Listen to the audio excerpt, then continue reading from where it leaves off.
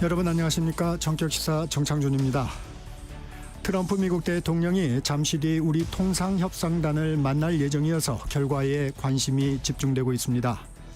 민주당은 관세 협상을 이끄는 정부를 뒷받침하는 데 전력을 다하고 있고, 국민의힘은 일본처럼 우리도 15% 관세율을 지켜야 한다고 지적하고 있습니다. 한편 전당대회를 앞두고 있는 민주당은 선명성 경쟁, 국민의힘은 전한길 신천지를 둘러싼 논란이 뜨거운데요. 당대표 출마를 선언한 주진우 국민의힘 의원, 민주당 전용기 의원 차례로 만나 관련 현안 살펴봅니다. 매주 목요일 코너 진격의 경제 문화 이슈에도 다양한 소식 준비되어 있습니다. 정격기사는 유튜브로도 실시간 방송됩니다. 7월 31일 목요일 정격기사 출발합니다.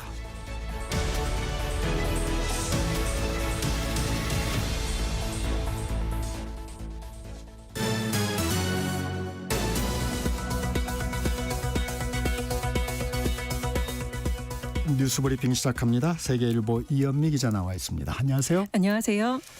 관세 협상 타결이 초읽기에 들어간 모양입니다.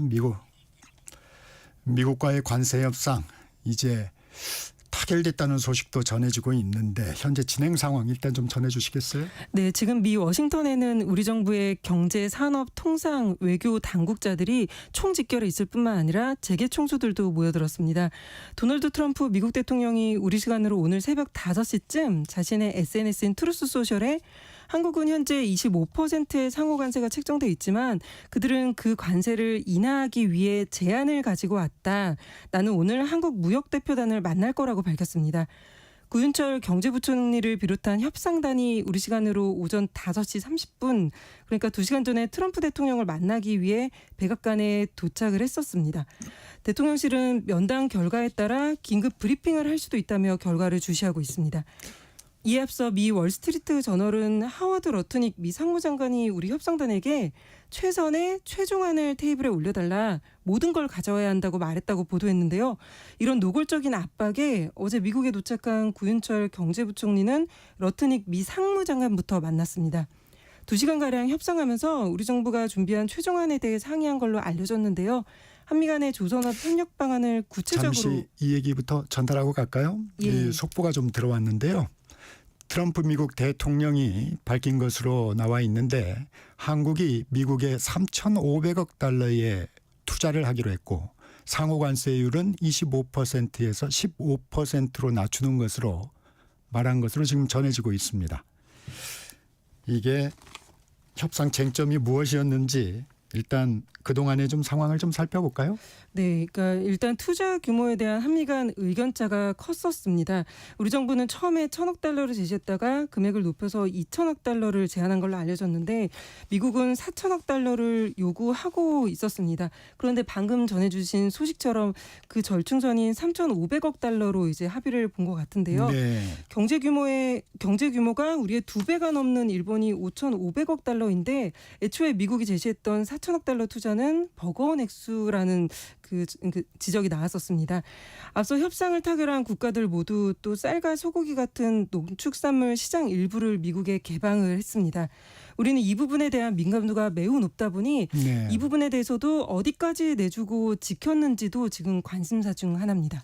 이 사실상 일본과 유럽연합이 합의했던 15%의 관세율, 이 부분을 저희도 이제 목표로 삼았던 것으로 보이는데 일단 이 부분은 좀 이끌어낸 것 같습니다. 예, 그렇습니다. 네, 다음 소식 알아보겠습니다. 산업재해와 관련해서 기업을 강하게 질타했던 이재명 대통령. 어제는 기업 달래기에 나섰다고요? 네, 이틀 전 국무회의에서 산업 현장에서의 사망사고를 언급하며 미필적 고의에 의한 살인이라고 강하게 질타했던 이 대통령이 어제는 기업을 지원하는 정부가 되겠다고 말했습니다. 이 대통령은 어제 제3차 비상경제점검 TF 회의에서 배임죄가 남용되면서 기업 활동을 위축시키고 있다. 한국에선 경영을 하다가 잘못하면 감옥 가는 수가 있는데 경제 형벌 합리화 TF를 가동해 1년 내 30% 정비와 같은 명확한 목표를 설정하겠다고 말했습니다. 경영 판단에 따른 결정은 면책해달라, 이런 재계의 오랜 요구사항에 응답하면서 불필요한 처벌과 규제를 최소화하겠다는 건데요. 2차 상법 개정안과 법인세 인상, 노조법 개정안 등 기업이 부담을 호소하고 있는 걸 지금 여권이 한꺼번에 추진하고 있다 보니 기업 달래기에 나선 거란 평가가 나옵니다. 이 국회 상임위를 통과한 노조법 개정안 후폭풍도 이어지고 있죠. 네, 우리나라 경제단체들뿐만 아니라 외국 경제단체들도 지금 반발하고 있습니다. 노란봉투법이라 불리는 노조법 2, 3조 개정안이 3일 전 국회 환노위를 통과했는데 그 다음 날 경제 8단체가 국익 관점에서 재검토해달라며 긴급 공동성명을 냈고요. 네. 한국경영자총협회도 어제 개정안으로 인해 산업 현장에 파업 만능주의가 만연할 거라며 반대 입장을 밝혔습니다. 이동근 경총 상근부회장은 지금 조선업을 지렛대로 한미 관세 협상을 벌이고 있는데 한국조선업이 잦은 파업 때문에 경쟁력을 잃게 되면 한미 조선협력이 제대로 될 수 있겠냐. 만약 개정안이 통과되면 최후의 보루로 헌법 소원을 제기할 수밖에 없다고 했습니다. 네. 주한 유럽 상공회의소도 노란봉투법이 시행되면 외국 기업이 한국에서 철수할 수 있다고 경고했고요. 어제는 국내 최대의 외국계 경제단체인 주한미국 상공회의소 줄여서 암참이라고 하는데 이 암참도 노란봉투법에 깊은 우려를 표명한다. 이 법은 한국의 글로벌 경쟁력에도 부정적인 영향을 줄 수 있다고 말했습니다. 그러나 민주당 문진석 원내운영 수석부대표는 어제 노사관계가 이 법을 통해 더 건강해질 거라며 8월 4일 본회의에서 철회했던 방침은 변함이 없다고 말했습니다. 김건희 특검팀이 윤석열 전 대통령에 대해 체포영장을 청구했네요. 네, 김건희 특검팀이 어제와 그제 이틀 연속 소환에 응하지 않은 윤 전 대통령에게 체포영장을 청구했습니다. 윤 전 대통령에게 체포영장이 청구된 건 지난 1월 공수처에 이어 이번이 두 번째인데요. 오정희 특검보는 어제 브리핑에서 윤 전 대통령이 아무런 사유를 밝히지 않은 채 특검에 출석하지 않았다고 밝혔습니다. 윤 전 대통령은 명태균 씨 공천 개입 의혹에 연루돼 있는데 지금까지 김건희 특검에 변호인 선임계조차 내지 않았습니다. 네. 체포영장 발부는 이르면 오늘 결정된 걸로 보이고요. 만약 발부되면 윤 전 대통령이 수용돼 있는 서울구치소에 특검부와 검사 한 명씩 투입해서 교도관들과 함께 끌어내는 시도를 할 걸로 보입니다. 앞서 윤 전 대통령의 구속을 이끌어낸 건 내란 특검이었는데 내란 특검도 구속 후 강제 구인을 시도했지만 결국 실패했고요. 네. 그러면서 추가 조사 없이 구속 기소한 바 있습니다. 이 밖에도 김건희 특검팀은 어제 개혁신당 이준석 대표의 여의도 국회의원 사무실을 또다시 압수수색했고 건진법사 청탁 의혹의 핵심 인물인 윤영호 전 통일교 세계본부장에 대해선 구속영장을 청구했었는데 어제 법원으로부터 발부 결정이 내려졌습니다. 국민의힘 의원들에 대한 내란 특검의 수사도 본격화되고 있죠. 네, 내란 특검은 비상계엄 당시 국민의힘 지도부가 국회 계엄 해제 의결을 방해했다는 의혹을 수사하고 있는데 네. 계엄 직후 윤 전 대통령과 통화했었던 당시 국민의힘 추경호 원내대표와 나경원 의원에 대한 소환 통보가 조만간 이뤄질 걸로 보입니다. 당시 국회 본회의장에 갔었던 안철수 의원에게도 특검이 참고인 조사 요청을 했었는데 안 의원이 우리 당에 내란 낙인을 찍으려 한다고 반발하면서 무산됐습니다. 네. 러시아 캄차카 반도 동쪽 바다에서 어제 초강진이 발생했네요. 네, 러시아 동부에 있는 캄차카 반도 인근 바다에서 어제 우리 시간으로 오전 8시 24분쯤 규모 8.8의 초강진이 발생했습니다. 이 여파로 러시아뿐만 아니라 일본과 미국, 중국도 비상이 걸렸는데요. 러시아 지질 당국은 러시아에서 발생한 지진으론 1952년 이후 73년 만에 가장 큰 규모라고 전했습니다. 첫 지진이 일어난 뒤 규모 7.0의 강진과 5.0 이상의 여진이 수차례 이어졌고요. 시간이 한참 지난 어젯밤에도 규모 6.4의 지진이 또 발생했습니다. 다행히 큰 인명피해는 없었지만 쓰나미로 인해 러시아 항구 도시 일부가 침수됐고 이 쓰나미가 태평양 연안 지역으로 퍼져나가면서 일본은 태평양 해안 전역에 쓰나미 경보와 주의보를 발령했습니다. 동일본 대지진 트라우마가 있는 일본의 긴장감이 매우 컸는데요. 190만 명에게 대피령이 내려졌고 일본 방송들은 하루 종일 특보를 내보냈습니다. 적어도 하루 이상 쓰나미가 이어질 수 있다고 일본 기상청이 경고하면서 계속 불안해하는 모습이었습니다. 미국에서도 하와이 당국이 파괴적 쓰나미가 예상된다면서 해안에 대피령을 내렸고 중국도 해일 황색 경보를 발령했습니다. 오늘은 여기까지 듣겠습니다. 뉴스브리핑 세계일보 이현미 기자였습니다. 고맙습니다. 감사합니다. 이 관세 협상 속보 전해드리겠습니다. 도널드 트럼프 미국 대통령이 미국이 대한민국과 완전하고 포괄적인 무역협정을 체결하게 되었음을 기쁘게 발표한다고 말하면서 한국에는 15%의 관세를 부과한다고 밝혔습니다. 트럼프 대통령은 이날 트루스 소셜을 통해 협상 타결 소식을 전했습니다.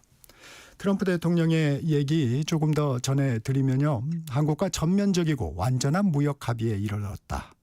미국산 제품에 대해서 한국 시장에서 무관세로 이루어진다. 한국, 미국의 자동차, 트럭, 농산물 시장 완전 개방을 했다.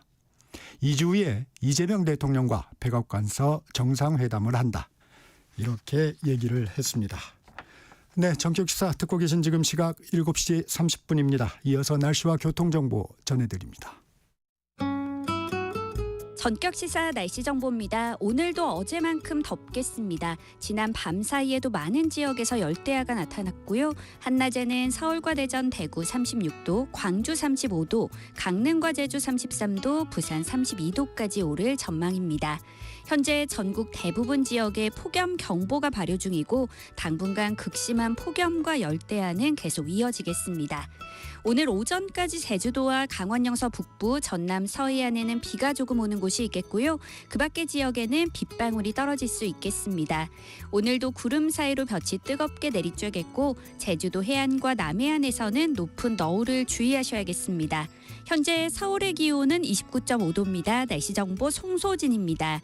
이어서 이 시각 교통 상황을 KBS 교통정보센터 김민희 씨가 전해드립니다. 7월의 마지막 날 어제보다 전국 고속도로 교통량은 조금 더 늘겠습니다. 오늘도 휴가 떠나는 분들이 많을 것으로 보이는데요. 그래서인지 평소보다는 고속도로 출근길 정체가 심하지는 않습니다.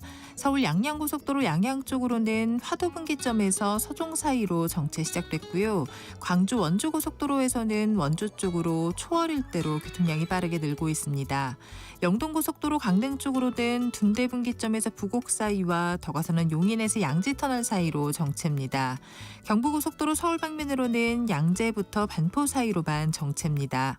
서울 시내 강변북로 구리 쪽으로는 방화대교부터 반포대교까지 정체 길어졌고요. 같은 방면 올림픽대로에서는 행주대교부터 월드컵대교 사이와 또 여의도 일대로 더디게 지납니다. KBS 교통정보센터였습니다.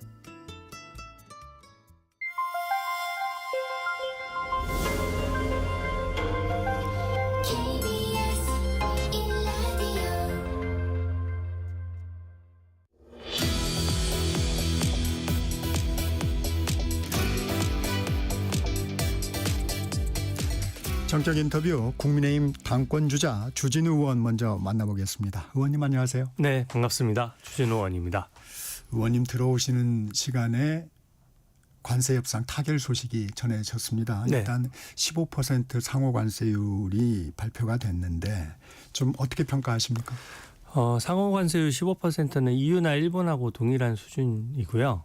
다만 저희가 3,500억 달러를 미국에 투자해야 된다는 네. 조건이 있는데 세부적인 것을 봐야 되겠지만 이게 487조 규모거든요. 네. 그래서 국내 투자가 오히려 좀 위축될 우려가 있어서 지금은 관세 부담에 또 미국의 투자할 부담까지 안고 있는 기업들에게 상당히 정부가 좀 지원을 해야 된다는 생각이 들고요. 후속 대책이 좀 네, 필요하다. 후속 대책이 필요합니다. 이게 지금 다 관세 협상이 안 될까 봐 걱정하셨던 분들이 타결됐다는 소식에 좀 안심하실 수 있는데 기본적으로 투자 규모의 적정성도 따져봐야 되고요. 특히 농수산물 시장이 개방되면서 농민들의 보호 문제도 대두됐고 또 특히 기업의 노란봉투법하고 상법 개정안은 기업들이 국내 모든 기업들이 다 반대하고 국내에 진출해 있는 유럽 기업이나 미국 기업들조차도 철수를 언급할 정도로 굉장히 우려하는 법안이거든요. 근데 지금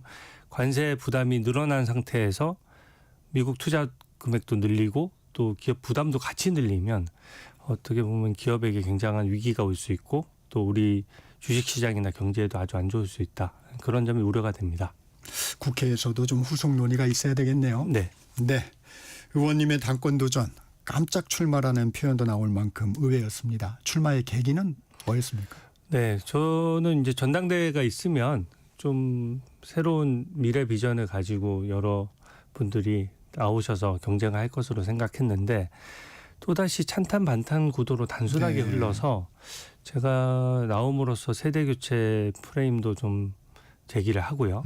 또 다른 저희가 언제까지 찬탄 반탄만 가지고 국민의 선택을 받을 수는 없거든요. 그래서 당의 시스템을 앞으로 우리 국민의힘에 실망했던 그런 부분들이 다시는 일어나지 않도록 하는 시스템을 짜는 게 저는 중요하다고 보고, 그렇게만 된다면은 야당으로서 열심히 여당을 견제하고 대안 제시를 합리적으로 함으로써 국민들에게 조금씩 신뢰를 회복해 나가야 된다라고 생각합니다. 이 찬탄반탄 구도에 대해서 부정적인 입장도 말씀 주셨는데 의원님의 입장은 어떤 부분입니까? 네. 우리 당의 입장이 정리된 부분들이 있습니다. 비상계엄에 대해서 명확히 반대고, 저는 비상계엄 해제에 승인했으니까 반대 입장을 진작에 표명한 것이고요. 탄핵 결과에 대해서 승복한다. 이거는 저희 당의 당론입니다. 그래서 절차적인 위반이나 이런 부분들에 대해서 제가 문제 제기도 많이 했었고, 결과가 마음에 들지 않더라도 승복하는 것이 법치주의이기 때문에 저는 탄핵 결과에 대한 승복은 너무 당연한 것이라고 생각하고요. 탄핵 반대 당론을 했었지만 결과에 대해서 어차피 승복을 했기 때문에 네. 그리고 탄핵을 찬성했느냐 반대했느냐 무엇이 옳았느냐 하는 거는 지금 결과론적인 문제고, 저는 어떤 실리가 있는지 모르겠어요. 이 논쟁이. 결국은 당의 분열만 획책하는 논쟁이거든요. 예를 들어서 각자 그때는 비상계엄이 있고 11일밖에 안 된 상황이기 때문에 각자 헌법기관이 의원들이 개별적으로 판단이 좀 달랐을 수 있습니다. 저 같은 경우에는 계엄에는 단호히 반대했지만 제가 박근혜 정부 청와대에서 탄핵을 직접 겪었거든요. 네. 그러니까 직접 겪은 그 혼란과 그 이후에 약간 광풍 같은 그 상황이 저는 오히려 조금 더 안정적인 방법, 질서 있는 퇴진이라든지 그런 것들이 그 당시에는 논의되고 있는 상황이었기 때문에 탄핵에 반대를 했던 것이거든요. 그래서 탄핵에 찬성했다라고 해서 그것을 비난할 수도 없고, 탄핵에 반대했다라고 해서 그게 각자 판단이었는데 그것을 가지고 편가르기를 하는 것은 저는 맞지 않다라고 생각하고요. 이재명 대통령 재판 같은 경우에도 2심 재판부가 무죄를 선고하고 대법원에서 유죄로 바뀌었지 않습니까? 네. 그렇다고 2심 재판부의 무죄에 대해서 만약에 유죄가 났었다면 지금 당선 무효형이 돼서 대통령이 될 수 없었겠죠. 하지만 2심 재판부에 대해서 그 당시 맞지 않는, 법리상 맞지 않는 결정을 했다라고 해서 그게 사법 시스템 하에서 각자 판단해서 올라가는 것인데 그조차도 존중을 해야지, 그렇다고 2심 재판부의 무죄 판결에 대해서는 전부 그 재판관들이 책임을 져야 됩니까? 저는 그렇지 않다고 보거든요. 그래서 그런 관점에서 탄핵에 승복하는 건 명확히 해야 되고, 탄핵에 찬성했느냐 반대했느냐 하는 거는 그 당시 상황을 고려해서 저는 이 부분에 대한 논란은 대한민국 위해서도 더 이상은 크게 의미가 없다고 생각합니다. 주진우 후보는 근본적인 시스템 개선을 강조하고 있습니다. 어떻게 당을 변화시키겠다는 생각이십니까? 원래 국민에게 선명하게 다가가기 위해서는 인적 쇄신을 해야 됩니다. 그러니까 예를 들어서 저희가 의석수가 130석만 되더라도 책임 있는 사람들을 선별해서 몇십 명을 보내는 방법도 가능하겠죠. 네. 근데 지금은 개헌 논의가 있고 또 여야 합의 개헌이 되려고 하면 개헌 저지선을 지키는 것도 필요하거든요. 그럼 최소한 100석보다 더 많은 의석수를 확보하는 게 좀 필요하고요. 야당 역할은 여당의 이제 문제점을 찾아내고 합리적인 대안을 제시해야 되는 건데 가뜩이나 의석수가 모자랍니다. 지금도 그 역할을 제대로 못하고 있다라고 하는데 무조건 서로 뜻이 안 맞는다고 내보내버리면 일을 더 잘하기 위한 게 개혁인데 일을 더 못하게 될 수밖에 없거든요. 그래서 저는 인적 쇄신이라고 하면 주요 당직들을 완전히 새로운 얼굴로 다 바꾸고 중진들이나 기존에 어떤 책임 있는 자리에 있었던 분들은 백의 종군을 요구하겠습니다. 그래서 인적 쇄신은 그렇게 하고요. 다만 우리 당에 대해서 국민의힘에 대해서 국민들께서 신뢰를 잃은 부분은 왜 이렇게 의사결정 구조나 이런 것들이 국민 눈높이에 맞지 않느냐 이런 것들이거든요. 그래서 저는 의원총회를 가보면 대충 몇몇 의원들이 얘기를 하고 박수 쳐서 의사결정을 하는 구조거든요. 저는 그 구조부터 책임성 있게 필요한 개혁안에 대해서는 의원들이 기명투표를 하고 국민들이나 당원들이 어떤 의원들이 어떤 선택을 하는지 알게 하는 것이 필요하다라고 생각하고요. 또 국회의원들이 평가받기 싫어합니다.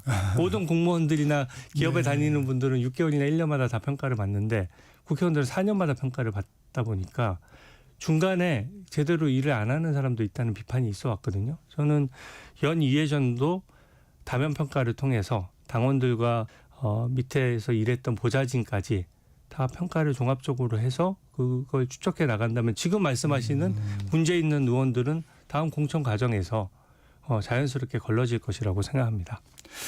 의원님의 그 인적 쇄신 방안 관심이 가는데 이 배구종군이라는 게 향후 불출마라든가 이런 부분을 얘기하시는 건가요? 네, 근데 불출마 선언은요. 제가 과거 사례도 좀 찾아봤어요. 네. 차태기 사건 있었을 때 네. 중진들이 40명씩 그 불출마 선언을 했지 않습니까? 그것은 총선에 임박해서 총선 공천관리위원회가 발족하고 난 이후 일입니다. 근데 지금은 총선이 3년 가까이 남았지 않습니까? 그러면은 불출마 선언을 한 의원 입장에서는 그 지역구의 현안을 챙겨서 공무원들의 일을 할 때 불출마 선언한 의원의 얘기를 누가 귀담아 듣겠습니까? 그리고 그 의원들조차도 제대로 의정 활동을 하겠습니까? 저는 그래서 불출마 선언은 좀 국민이 세비를 계속 줘야 되는 입장에서는 일을 시키는 것이 저는 더 낫다라고 보고요. 대신에 당의 중요 의사결정을 그분들이 하게 할 수는 없으니까 백의종군이라고 하는 것은 그냥 상임위에서 의정활동 열심히 하고 지역구 현안 잘 챙기고 이런 활동들은 하면서도 당의 얼굴이 돼서 주요 의사결정에 대해서 한다든지 그런 것들은 저는 좀 배제를 할 생각입니다. 그리고 말씀하신 대로 탈당이나 이런 부분들은 현실적으로 개헌 저지선을 우리가 가져야 되기 때문에 그런 부분들은 좀 어렵다. 네. 왜냐하면 개헌 저지선이 뚫려서 지금 여야 합의 개헌을 하면 국민을 위해서 좋은 개헌이 될 수가 있거든요. 근데 만약에 여당이 일방적으로 개헌하게 되면 지금 자꾸 욕심이 생기게 되죠. 그러면 지금 최동석 인사혁신처장 같은 분들은 올해 5월까지도 유튜브에 출연하셔서 헌법을 바꿔서라도 이재명 대통령 같은 분은 하늘이 내리신 분이니까 15년에서 20년 정도 대통령 하셔야 된다 이런 말을 버젓이 하지 않습니까? 그러니까 이게 지금 현재 대한민국의 헌법이 독재 체제를 오히려 방지하는 방향으로 가야지 또 독재에 좀 더 유리한 구도로 가는 것은 막아야 되고 그렇게 헌법 구조가 불공정하게 짜지면 보수의 아무리 훌륭한 지도자가 나타나도 영원히 어떤 보수의 재건은 어려워지는 것이기 때문에 저는 현실로는 얘기하는 것이죠. 그것은 국민들께 이 정도는 저희 여건상 야당으로서 최소한의 역할을 할 수 있게 해 주십시오. 이렇게 양해 말씀을 드리고 대신에 일로서 처절하게 열심히 일을 해서 일로서 보여드리면서 조금씩 지지율을 회복해 나가는 과정이 필요하다고 보고요. 몇 명 쇄신했다고 해서 지지율이 드라마틱하게 확 반등할 거다. 저는 그것은 환상이라고 생각합니다. 어차피 비상계엄 그다음에 탄핵 그리고 대선 패배라는 트리플 악재를 다 맞은 거거든요. 그래서 하나만 있어도 지금 지지율 회복이 어려운 상황입니다. 최동석 인사혁신처장 얘기도 하셨으니까 좀 여쭤보면 일단 사과문을 발표를 했습니다. 상처 입은 분들께 사과를 드린다고 했는데 어떻게 보십니까? 야당이 사퇴를 요구하는데 그 부분에 대해서는 아직 사과문으로 이제 정리가 좀 되는 건가요? 근데 저는 최동석 인사혁신처장은 좀 인사를 교체하는 것이 저는 필요하다고 봅니다. 왜냐하면 뭐 다른 좋은 분들도 많거든요. 이 자리가 공무원의 인사를 총괄하는 자리이기 때문에 굉장히 이재명 정부의 인사 정책을 사실상 결정하는 곳이거든요. 근데 이분의 막말은 어쩌다가 어떤 자리에서 한번 아차해서 한 것이 아니라 상당히 오랜 기간에 많은 사람들에 대해서 평가를 했는데 그 표현도 막말이지만 그 평가의 어떤 기준이나 논리를 들어도 무슨 말인지를 모르겠어요. 네. 그래서 각자 막 점수를 매겨서 문재인 전 대통령 같은 경우에 마이너스 70점, 한동훈 대표는 뭐 마이너스 60점 이렇게 인위적으로 했는데 약간 그 학생 수준의 뭔가 좀 리포터 같은 걸 보는 것이라고 할까요? 그러다 보니까 이번에 국무회의 과정에서 국민들께서 보셨겠지만 사과를 제대로 안 한 게 핵심이 아니라 그 회의의 맥락을 제대로 이해를 못하고 엉뚱한 소리를 하지 않습니까? 그러니까 이재명 대통령이 중간에 어쩔 수 없이 끼어들어서 요지를 얘기하세요라고까지 하는 거거든요. 그런 어떤 지금 민주당의 논리는 막말을 했지만 사과를 했고 능력이 뛰어나니까 지켜보자 이런 건데 저는 능력 면에서 과연 인사를 총괄하는 업무를 맡기기에는 많이 역부족이 아닌가 그런 생각을 합니다. 이 전당대회 레이스 이제 본격화되는데 판세가 김문수냐 아니냐의 싸움이 될 거란 전망이 있는데 어떻게 보십니까? 저는 우리 당원들께서 지금은 제가 부산에 한번 이제 네. 출마 선언하기 위해서 그 전에 다녀왔는데요. 당원들조차도 우리 국민의힘이 이렇게 돌아갈 정도면은 차라리 해체하는 게 낫다 이렇게 말씀하실 정도거든요. 그래서 지금은 사실은 전체적인 당원이나 국민의힘 지지자들이 여론조사를 받는 것조차도 거부하고 있는 실정입니다. 그래서 저는 김문수 후보자가 대선에서 어차피 본인의 비전을 충분히 보여줬는데도 지금 큰 차로 패배를 한 상황이거든요. 그래서 당원들이 앞으로 지방선거와 총선까지 그러니까 최소한 지방선거를 지휘해야 될 후보로서 김문수 후보를 또 해도 되느냐라는 점에 대해서 상당히 고민을 하실 것 같습니다. 주 후보가 김문수 후보나 장동혁 후보가 대표가 되면 쇄신파가 탈당하거나 분당 사태까지 날 수 있다고 내다보셨어요. 근거는요? 일단 김문수 후보랑 장동혁 후보는 이게 언론의 평가입니다만 대선 때보다 더 오른쪽으로 갔습니다. 예를 들어 전환기 씨 논란만 하더라도 전환기 씨의 입당이나 이런 부분들이 정말 국민의 어떤 마음을 얻고 표심을 얻는 데 도움이 됐다면 김문수 대선 후보와 그 당시 캠프에서 선거를 총괄했던 장동혁 후보께서 당연히 화려한 입당식을 대선 과정에서 했겠죠. 근데 그때는 사실은 선을 긋고 있었던 거거든요. 근데 지금 와서 그렇게 하면 당권 경쟁에는 좀 유리할지 몰라도 사실은 우리 당의 외연을 가두는 게 되고요. 그러면 당의 지지율은 일정 이상 절대로 오르기가 어려워질 겁니다. 그러면 지금 강하게 쇄신을 요구하시는 분들은 소수파이긴 하지만 그런 문제점을 지적해 왔기 때문에 사실 서로 나가라고 하는 상황이거든요. 그래서 저는 당의 분열상이 정말로 우려가 되고 당이 쪼개져도 상관없다라고 생각하신 발언하는 후보들도 계신데 예를 들어 조경태 의원 같은 경우에는 45명 나가도 상관없다. 차라리 네네. 그게 더 낫다라고 하시는데 저는 야당으로서 국민이 그래도 국민의힘이 잘 못해도 107석을 남겨주신 것은 그래도 야당 역할을 한 번 더 지켜보실 마지막 기회는 주신다고 생각하거든요. 근데 그렇게 당이 쪼개져 버리면 사실상 일당 국가가 되는 겁니다. 그러니까 북한과 중국 외에는 OECD 국가 중에서는 아무런 이런 정치 체제를 가진 나라가 없거든요. 그래서 저는 그 부분은 야당의 역할은 국민께서 한 번 더 기회를 주실 것이다. 그렇게 믿고 있습니다. 이 전환길 씨 논란은 어떻게 보세요? 전환길 씨 후보자들에게 윤 전 대통령과 함께할 것인지 절연할 것인지 공개 질의서를 보내겠다.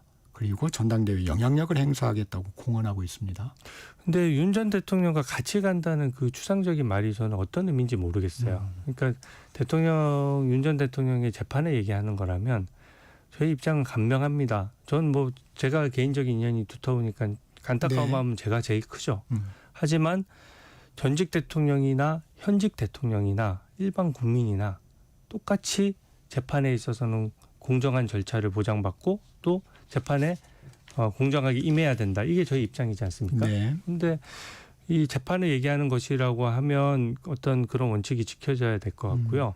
탄핵 결과에 대해서도 마음에 들지 않아도 순복하는 것은 법치주의의 기본이고 그동안 우리가 민주당에 대해서 강력히 비판했던 지점인데 그래서 탄핵에 대해서 지금 와서 불복할 방법도 없는데 불복을 얘기하는 것 자체가 어떻게 보면 국민 눈높이에 너무 맞지 않고 오히려 이렇게 지지율이 너무 떨어지게 되면요.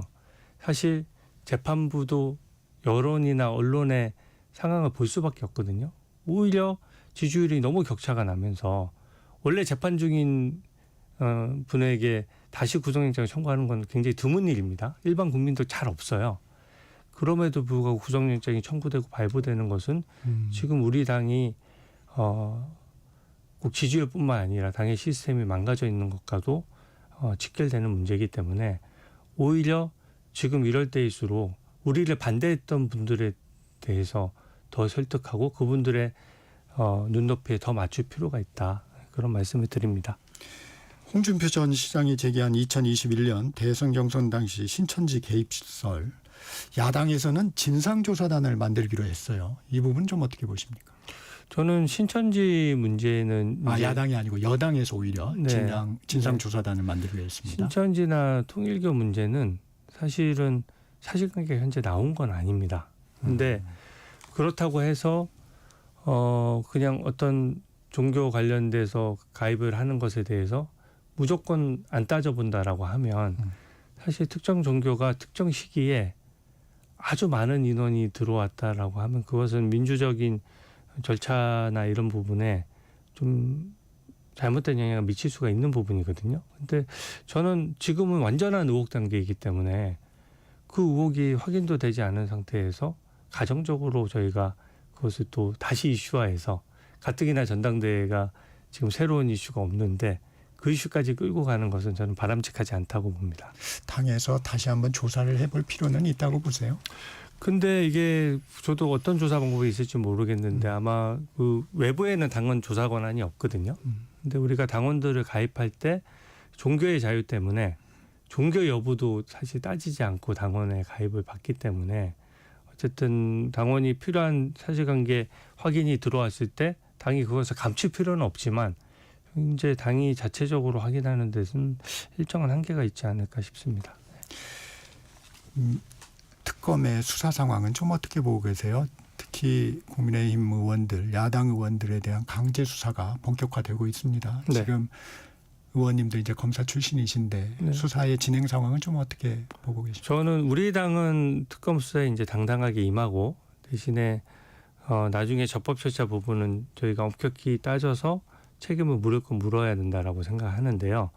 이번 특검은 헌정사상 최초로 여당이 야당을 수사하겠다고 만든 특검입니다. 원래 특검 제도 자체가 인사권을 쥔 권력자를 수사 못할까 봐 야당이 쫄라서 특검을 관철시켜서 하는 제도거든요. 근데 여당이 특검을 정하고 야당을 수사하는 특검이다 보니까 이게 헌정사상 최초고 세계적으로도 저 유례를 못 찾겠어요. 미국에서 특검이 될 때도 항상 대통령 주변을 수사하기 위해서 특검이 되는 것이지 상대당을 수사하기 위해서 뭐 검찰이 나서는 건 모르겠는데 특검이라는 임시 조직을 만들지 않거든요. 특검이라는 임시 조직은 여론에 민감하고 또 좀 인기에 영합하려고 할 수 있기 때문에 태생적으로 편파성 논란이 끊이질 않습니다. 그래서 사실은 특검 스스로가 좀 굉장히 삼가해야 되는 거거든요. 저는 오늘 3대 특검에게 강력히 요구하는 것이 그러면 이 객관성을 담보하기 위해서 이재명 정부에서는 어떠한 공직도 맡지 않고 그리고 어떠한 뭐 선출직이든 임명직이든 공직도 맡지 않겠다고 대국민 발표를 해라라고 제가 요구를 합니다. 왜냐하면 이게 사실은 이재명 대통령 변호인 출신들이 요직에 중용되잖아요. 네. 특검이 이 이후에 또 어떤 공직을 바라게 된다면 더 편파적으로 될 수 있기 때문에 저는 특검과 특검보들은 더 이상 이 정부에서는 공직을 맡지 않아야 된다. 그 부분을 미리 발표함으로써 특검의 공정성과 객관성을 최소한은 확보해 나가야 된다고 생각하고요. 마지막으로 우리 지금 그 명태균 이슈만 하더라도 네. 우리 당의 공천 과정의 투명성을 수사하고 하는 거지 않습니까? 그러니까 정당이 투명한 공천 제도를 가져야 국민의 민의가 더 잘 반영되기 때문이거든요. 근데 민주당의 특검은 관련 수사는 뭐든지 다 할 수 있어요. 근데 이미 민주당의 당시 비명 행사, 친명 횡재라는 그 공천 의혹들을 민주당 의원들이 막 제기했습니다. 고발도 되어 있어요. 근데 그 사건은 왜 이첩받아서 수사 안 합니까? 그러니까 이게 여야 균형이 무너지게 되면 특검 입장에서는 그 결과를 내놔도 객관성을 담보받기 어려울 것이다. 저는 그렇게 봅니다. 이 부분도 좀 여쭤보겠습니다. 민주당에서는 특검 수사를 지원하겠다면서 3대 특검 대응 특위를 발족을 했습니다. 법원의 영장 기각 등도 수사 방해로 보는 시각이 있습니다. 네. 좀 어떻게 보세요? 아마 국민 여러분들 이런 거 못 보셨을 거예요. 원래 여당과 대통령은 수사에 대해서 물어봐도 원칙대로 할 겁니다. 수사는 말씀드리지 않겠습니다. 하는 것을 정말 많이 보셨을 거예요. 네. 여당은 인사권을 쥐고 있잖아요. 특검에 대해서도 발탁할 권한이 있고 특검하고 나서 어느 좋은 자리로 발탁할 수도 있는 데다가 정리해 주시고. 거기 파견돼 있는 공무원들도 인사권을 다 쥐고 있잖아요. 그래서 수사 가이드 논란이 없어야 되는데 오히려 특위까지 만드는 거는 수사를 지휘하겠다는 것이어서 맞지 않고요. 그냥 하나만 덧붙이면 특히 그 재판부를 따로 만들겠다는 거는 진짜 인민재판식 아니면은 그런 일은 그 법치국가에서는 없습니다. 네, 여기까지 듣겠습니다. 지금까지 국민의힘 당권주자 주진우 의원이었습니다. 고맙습니다. 네, 감사합니다. 전격시사 1부 여기서 마칩니다. 안녕하세요. 서울특별시의회 의장 최우정입니다. 서울의 즐거운 변화, 여러분은 느끼고 계신가요? 기초학력 검사 덕분에 우리 아이 부족한 부분을 보완할 수 있었어요. 도시계획으로 지하 안전까지 미리 챙겨주니까 안심이 되네요. 이 변화의 중심에는 시민의 목소리를 정성껏 듣고 실천하는 111명의 의원들이 있습니다. 앞으로도 시민의 삶을 더 세심하게 챙겨 내일이 기대되는 서울을 만들겠습니다.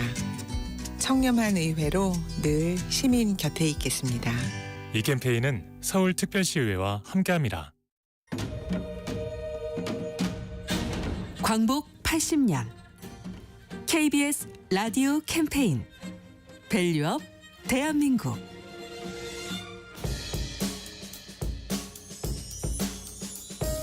안녕하십니까. 저는 경기도 농업기술원에서 전통주를 연구하고 있는 이대형이라고 합니다.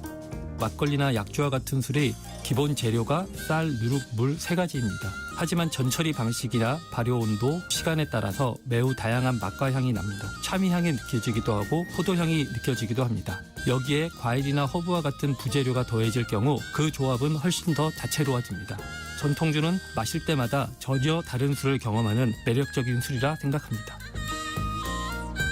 사실 우리나라의 전통 술 문화는 가양주 문화라고 해서 김치나 된장처럼 집에서 직접 만들어서 손님 접대나 제사 등에 사용하는 그런 술이었습니다. 그러나 일제강점기를 거치면서 세금 부과를 목적으로 가정 내 술 제조가 금지되었고 오랜 시간 이어져 온 가양주 문화가 단절되었습니다. 이런 분위기가 바뀌기 시작한 계기는 1986년 아시안게임과 88년 서울올림픽입니다. 명맥을 유지하던 가양주들을 찾아 무형문화재로 지정하는 등의 노력이 이루어졌고 전통주들이 다시 발굴되기 시작했습니다.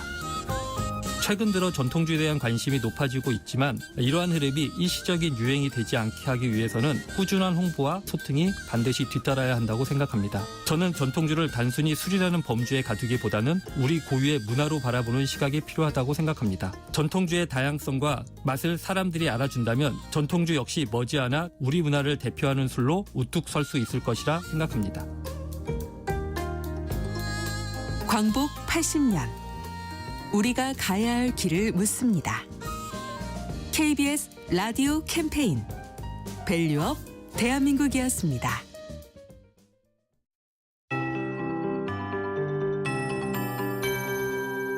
KBS 58분 날씨. 밤사이에도 더웠습니다. 많은 지역에서 밤에도 기온이 25도 아래로 떨어지지 못해 열대야가 나타났고요.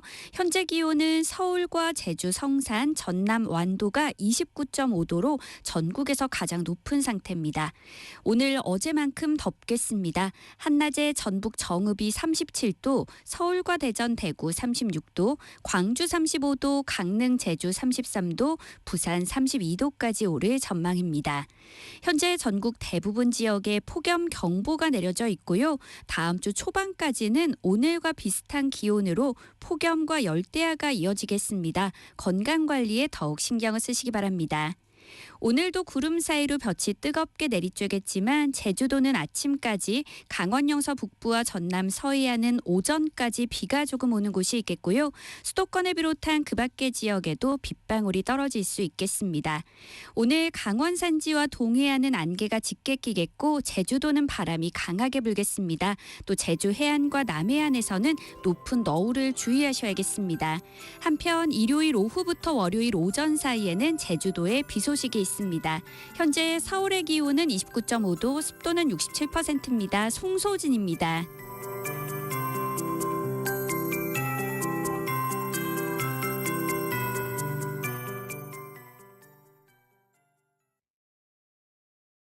정성을 다하는 국민의 방송 KBS가 8시를 알려드립니다.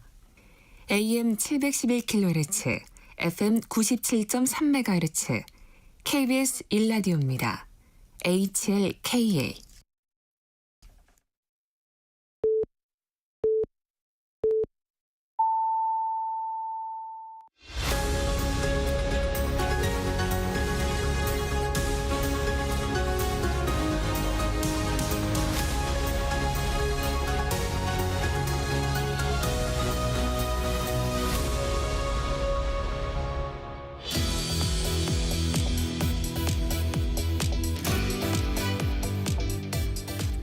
전격 인터뷰 2부에서는 민주당 전용기 의원 만납니다. 의원님 안녕하세요. 네, 안녕하세요. 전용기입니다. 이 국토교통위원회 소속이시니까 이 문제 짧게 여쭤보고 가겠습니다. 김윤덕 국토교통부 장관 후보자의 청문 보고서 여야가 합의 채택했습니다.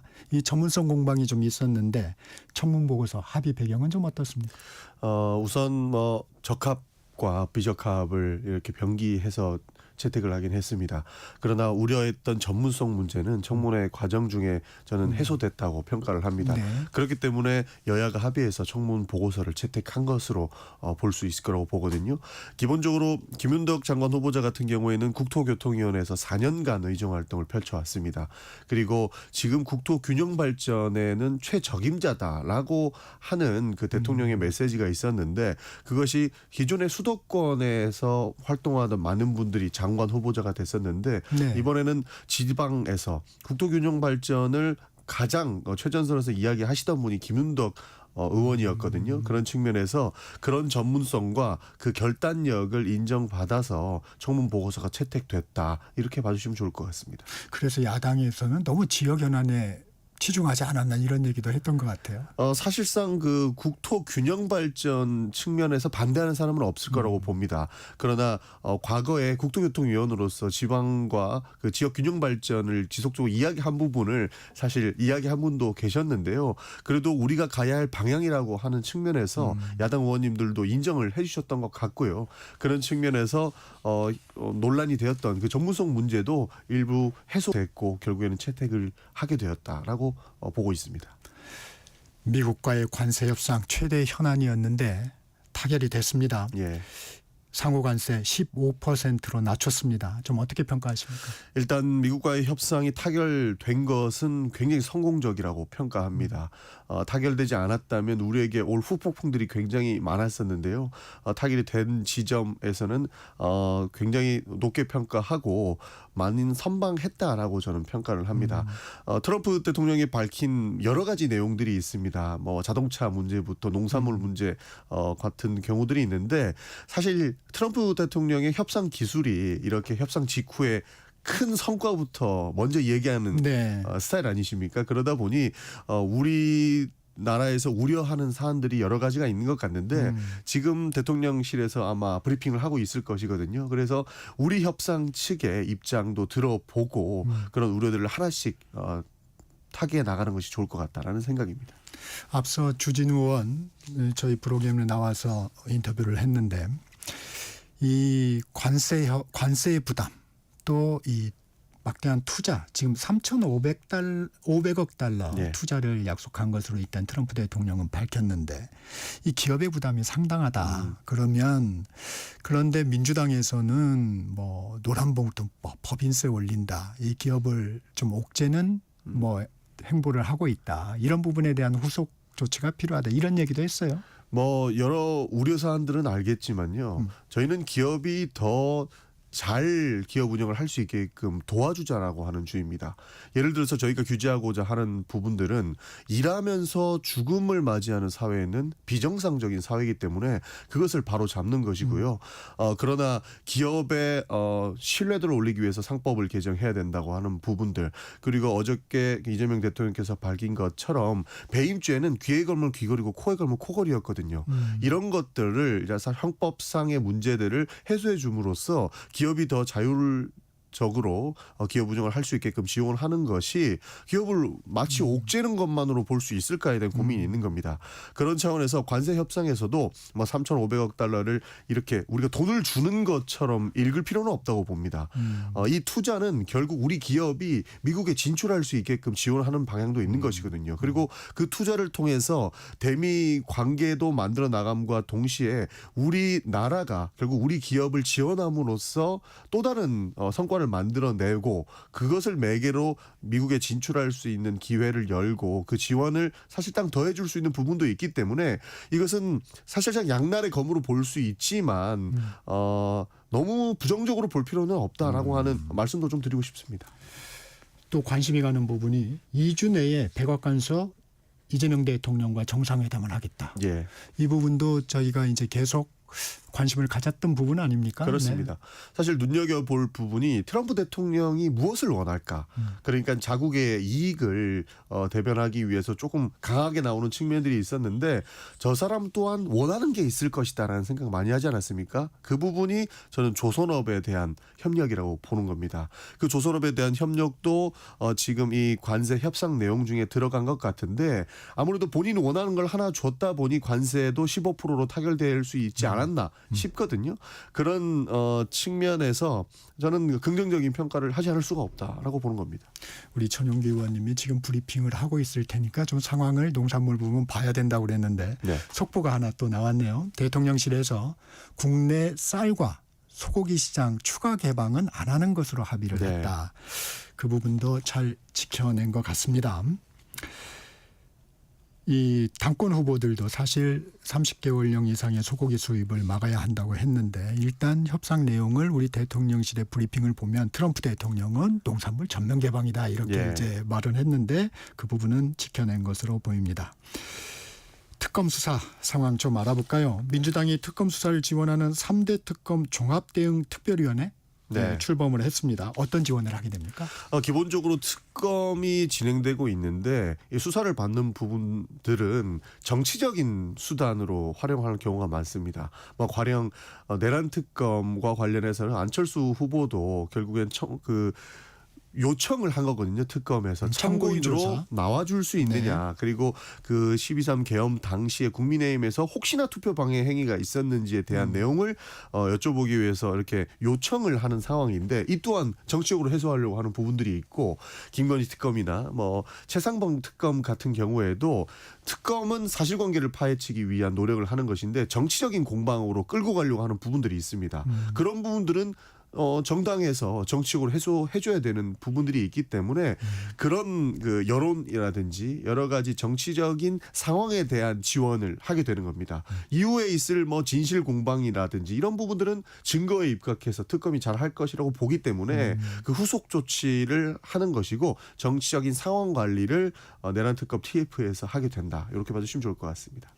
이 특검이 청구한 영장 기각도 수사 방해로 보는 시각이 있습니다. 전현희 총괄위원장은 법원이 수사 방해하면 특감도 고려하겠다 이런 입장도 밝혔는데요. 이거 어떤 의미인가요? 그러니까 특검의 범위가 애매하게 설정된 부분들이 당연히 있지 않겠습니까? 왜냐하면 어디까지가 진실이고 어디까지 거짓인지를 모르는 상태에서 법안을 통과시키다 보니 그 범위는 늘 애매하게 두게 돼 있습니다. 우리 법도 사실 명확하게 정해져 있는 부분은 아닌 부분이 많지 않습니까? 네. 그런 측면에서 그 특검의 수사 범위에 대한 논란들이 많은데 법원에서 이것은 범위가 아닙니다라고 하면서 영장을 기각하는 경우가 좀 많다고 합니다.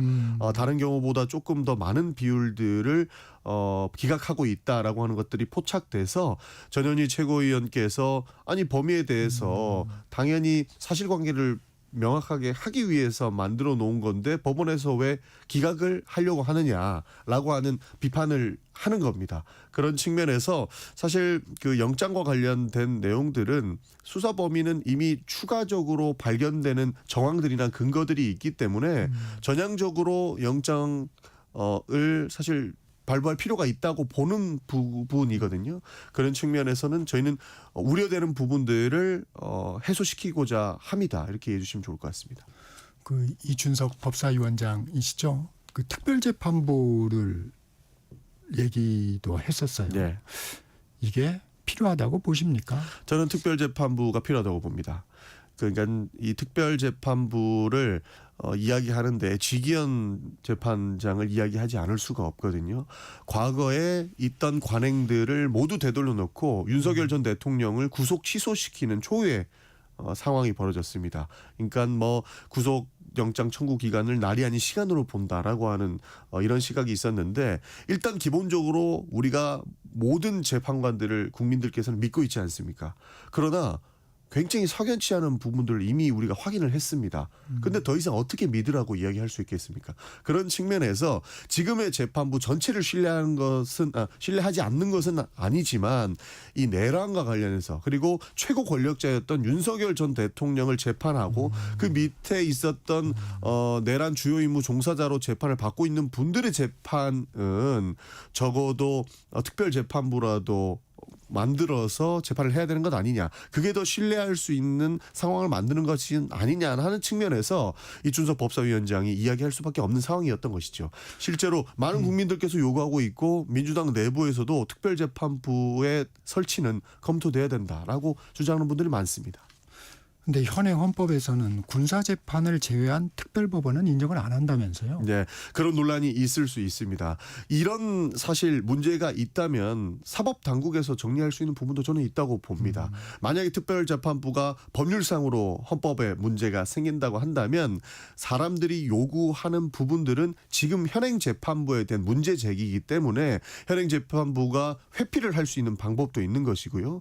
오히려 사법당국에서 조정할 수 있는 부분은 충분히 있다고 봅니다. 그러나 이런 문제 제기를 하지 않으면 그대로 가고 국민적 신뢰 문제가 생길 수 있기 때문에 민주당 차원에서는 이야기할 수밖에 없는 상황이다라고 말씀드릴 수 있겠습니다. 윤석열 전 대통령 특검 소환에 불응하고 있습니다. 건강상 이유를 계속 주장하고 있는데 김건희 특검이 체포영장을 청구했습니다. 이 상황 어떻게 보셨습니까? 저는 강제구인해야 된다고 봅니다. 사실상 변명에 가깝다고 봅니다. 왜냐하면 서울구치소에서는 그렇게 건강상의 문제로 못 나갈 정도가 아니다라고 밝히고 있지 않습니까? 그런데 그것을 핑계로 윤석열 전 대통령은 지금 출석을 하고 있지 않은데 몸이 굉장히 안 좋은 사람들도 조사받는 거 다 봤습니다. 그리고 구치소 안에서는 협조하는 것을 다 봤고 과거 박근혜 전 대통령도 몸이 안 좋은 상태였는데 실제로 그 조사를 다 받는 걸 봤지 않습니까? 그러나 윤석열 전 대통령은 회피할 수 있는 방법은 총동원해서 회피하고 있고 과거 구속 취소까지 만들어낸 것을 보면 이것은 법 기술자들의 결국에는 저는 농간이다 이렇게 생각합니다. 그런 차원에서 가능하다면 저는 체포영장을 통해서 강제 구인을 해야 된다고 보고요. 강제 구인 과정 속에서 정말로 그 몸이 안 좋은 것이 포착되면 그것은 또 달리 판단할 수 있지 않겠습니까? 그런 측면에서 강제 구인이 필요하다라고 생각합니다. 그런데 이제 체포영장이 발부가 돼서 강제 구인을 해온다고 해도 만약에 뭐 묵비권을 행사한다든가 조사에 협조하지 않으면 의미가 없는 거 아닌가요? 의미가 없다고 보기에는 어려운 것이 그 묵비권을 행사하는 것도 사실상 본인의 방어권을 위해서 필요한 내용이지만 이미 조서를 꾸미기 위한 그러니까 조서를 쓰기 위한 것에는 영향을 미칠 것으로 봅니다. 그리고 그 묵비권을 행사한다고 해서 재판부가 그 묵비권을 왜 행사했는지 재판에서 다시 한번 물을 수 있는 상황이 되지 않겠습니까? 그렇기 때문에 일단 기본적인 절차 조사는 필요한 부분이기 때문에 묵비권 행사가 반드시 무의미한 상황이다라고 보기에는 좀 어려울 것 같습니다. 그래서 강제 구인은 이루어져야 된다. 그렇습니다. 민주당 조국혁신당에서 국민의힘에 대해서 위헌정당 심판 청구 가능성을 내비치고 있습니다. 예. 이 부분 실현 가능성은 어떻게 보세요? 저는 일각에서 나오는 정당에서 국회 의결을 통해서 그러니까 국회에서 의결을 통해서 위헌정당 심판하는 부분에 대한 가능성은 저는 크게 열어두고 있지 않습니다. 사실은 정부에서 해야 되는 부분이죠. 그렇습니다. 네. 이 정당 해산과 관련돼서는 현행으로 있는 법률 속에서도 충분한 절차가 있기 때문에 그 절차에 맞춰서 이루어져야 된다라고 보고 있는 것이거든요.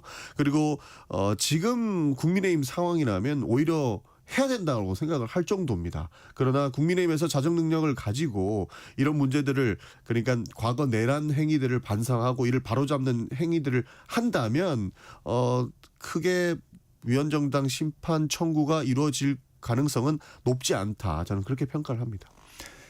이 국민의힘의 이런 상황들을 보면 지금 같은 상황이라면 해야 된다. 네. 네.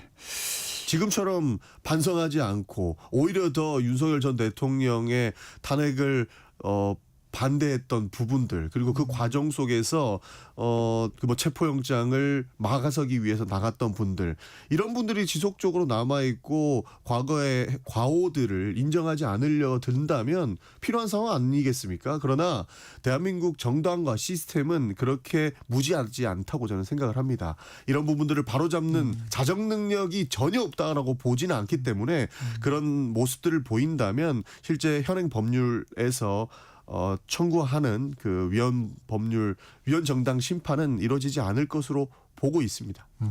열려 있다라고 봐주시면 좋을 것 같습니다. 네. 조태용 전 국가정보원장 특검에 출석해서 VIP 경로서를 인정을 했습니다. 이분도 입장을 바꾼 겁니다. 다 바꾸고 있는 것 같더라고요. 네. 이제 경로설은 사실상 인정이 되는 분위기입니다. 이제 순직해병 특검 방향은 이제 외압으로 돌아가는 거죠. 실제로 외압으로 돌아갈 거라고 봅니다. 그리고 누가 이 최상병의 억울한 죽음을 사실상 그 사실관계를 파악하지 못하게끔 그러니까 조작을 했느냐. 이 부분이 저는 가장 중요하다고 봅니다. 그리고 실제로 조사 대상에서 사단장을 뺐는지 안 뺐는지에 대한 외압. 결국 누가 이것을 지시했고 이행하는 과정 중에 가담자들이 누가 있는지를 밝혀야만 이 최상병의 억울한 죽음을 밝힐 수 있을 거라고 보거든요. 이제 경로설이 인정됐으니까 실제로 외압을 행했고 그리고 그 과정 중에 그 책임져야 할 책임자가 대사로 나가는 이런 비정상적인 상황을 누가 만들었는지 포괄적으로 순직해병 특검에서는 보고 있다라고 저는 보고 있습니다. 김건희 특검팀 최근 압수수색 과정에서 확보한 목걸이가 모조품이라는 감정을 받은 것으로 전해졌습니다. 이 김 여사 측 해명과는 맞아떨어졌습니다. 이 부분은 어떻게 보세요? 저는 제일 화가 나는 게 그 모조품이라고 밝힌 것도 화가 나는 부분입니다. 네. 왜냐하면 대한민국 대통령 영부인이 세계 무대에 가서 모조품을 착용하고 그렇게 활약을 했다라고 하는 부분들 앞으로 세계인들에게 대한민국이 어떠한 꼴로 비춰지겠습니까? 그런 측면에서 굉장히 좀 부적절했다고 보는 것이고요. 사실 특검은 그때 당시 순방 당시에는 진품을 착용했지만 가품을 사용했다라고 바꿔치기 했다라고 의혹을 가지고 의심을 있는 하고 거지 않습니까? 있죠. 사실 많은 국민들은 그렇게 얘기합니다. 도대체 진실이 무엇이냐. 김건희 여사가 보였던 모습은 전면적으로 다 가짜였던 것 같아요. 실제로 많은 논란 속에서 이 목걸이 논란까지 오게 된 건데 도대체 진짜가 뭔고 가짜가 뭔지 분간이 안 갈 정도입니다. 그렇기 때문에 해당 부분도 좀 더 지켜보면서 어디까지가 진실이고 가짜인지를 살펴봐야 될 것 같습니다. 이 김건희 특검 이준석 개혁신당 대표를 재차 압수수색을 했습니다. 근데 이 과정에서 좀 재밌는 상황들이 있어요. 특검팀이 한동훈이라는 키워드로 파일을 검색한 것으로 파악이 됐습니다. 이는 어떤 배경일까요? 당 대표를 하면서 있었던 일들을 파헤치는 것 아니겠습니까? 그러다 보니 그때 정부 관료들이랑 그리고 국민의힘과 관련된 내용들을 모두 파헤치고 있기 때문이라고 저는 생각을 합니다. 아무 관련도 없는데 기본적으로 압수수색 과정 중에 한동훈이라는 파일을 검색해 보지는 않을 것 아닙니까? 그렇다 보니 아무래도 김건희 특검에서 그 분명히 이준석 대표와 그다음에 김건희 여사 그리고 대통령 윤석열 전 대통령과 한동훈과의 관계에 대한 의심하고 있는 부분들이 있다라고 저는 평가합니다. 그렇지 않고서야 이런 행위를 할 수 없기 때문입니다. 그래서 한동훈 전 대표에 대한 어느 정도의 의심, 지금 말씀하신 것처럼 그런 부분이 지금 특검에는 있는 것 같다. 네. 오늘 명태균 씨 조사가 예정돼 있다고 합니다. 아무래도 이게 좀 키가 되겠죠? 명태균 씨가 다 알고 있는 것 아닙니까? 그리고 본인의 증거물들은 과거 검찰에도 다 제출을 했는데 저희가 의심하고 있는 부분들은 검찰은 뭉갰다라고 평가합니다.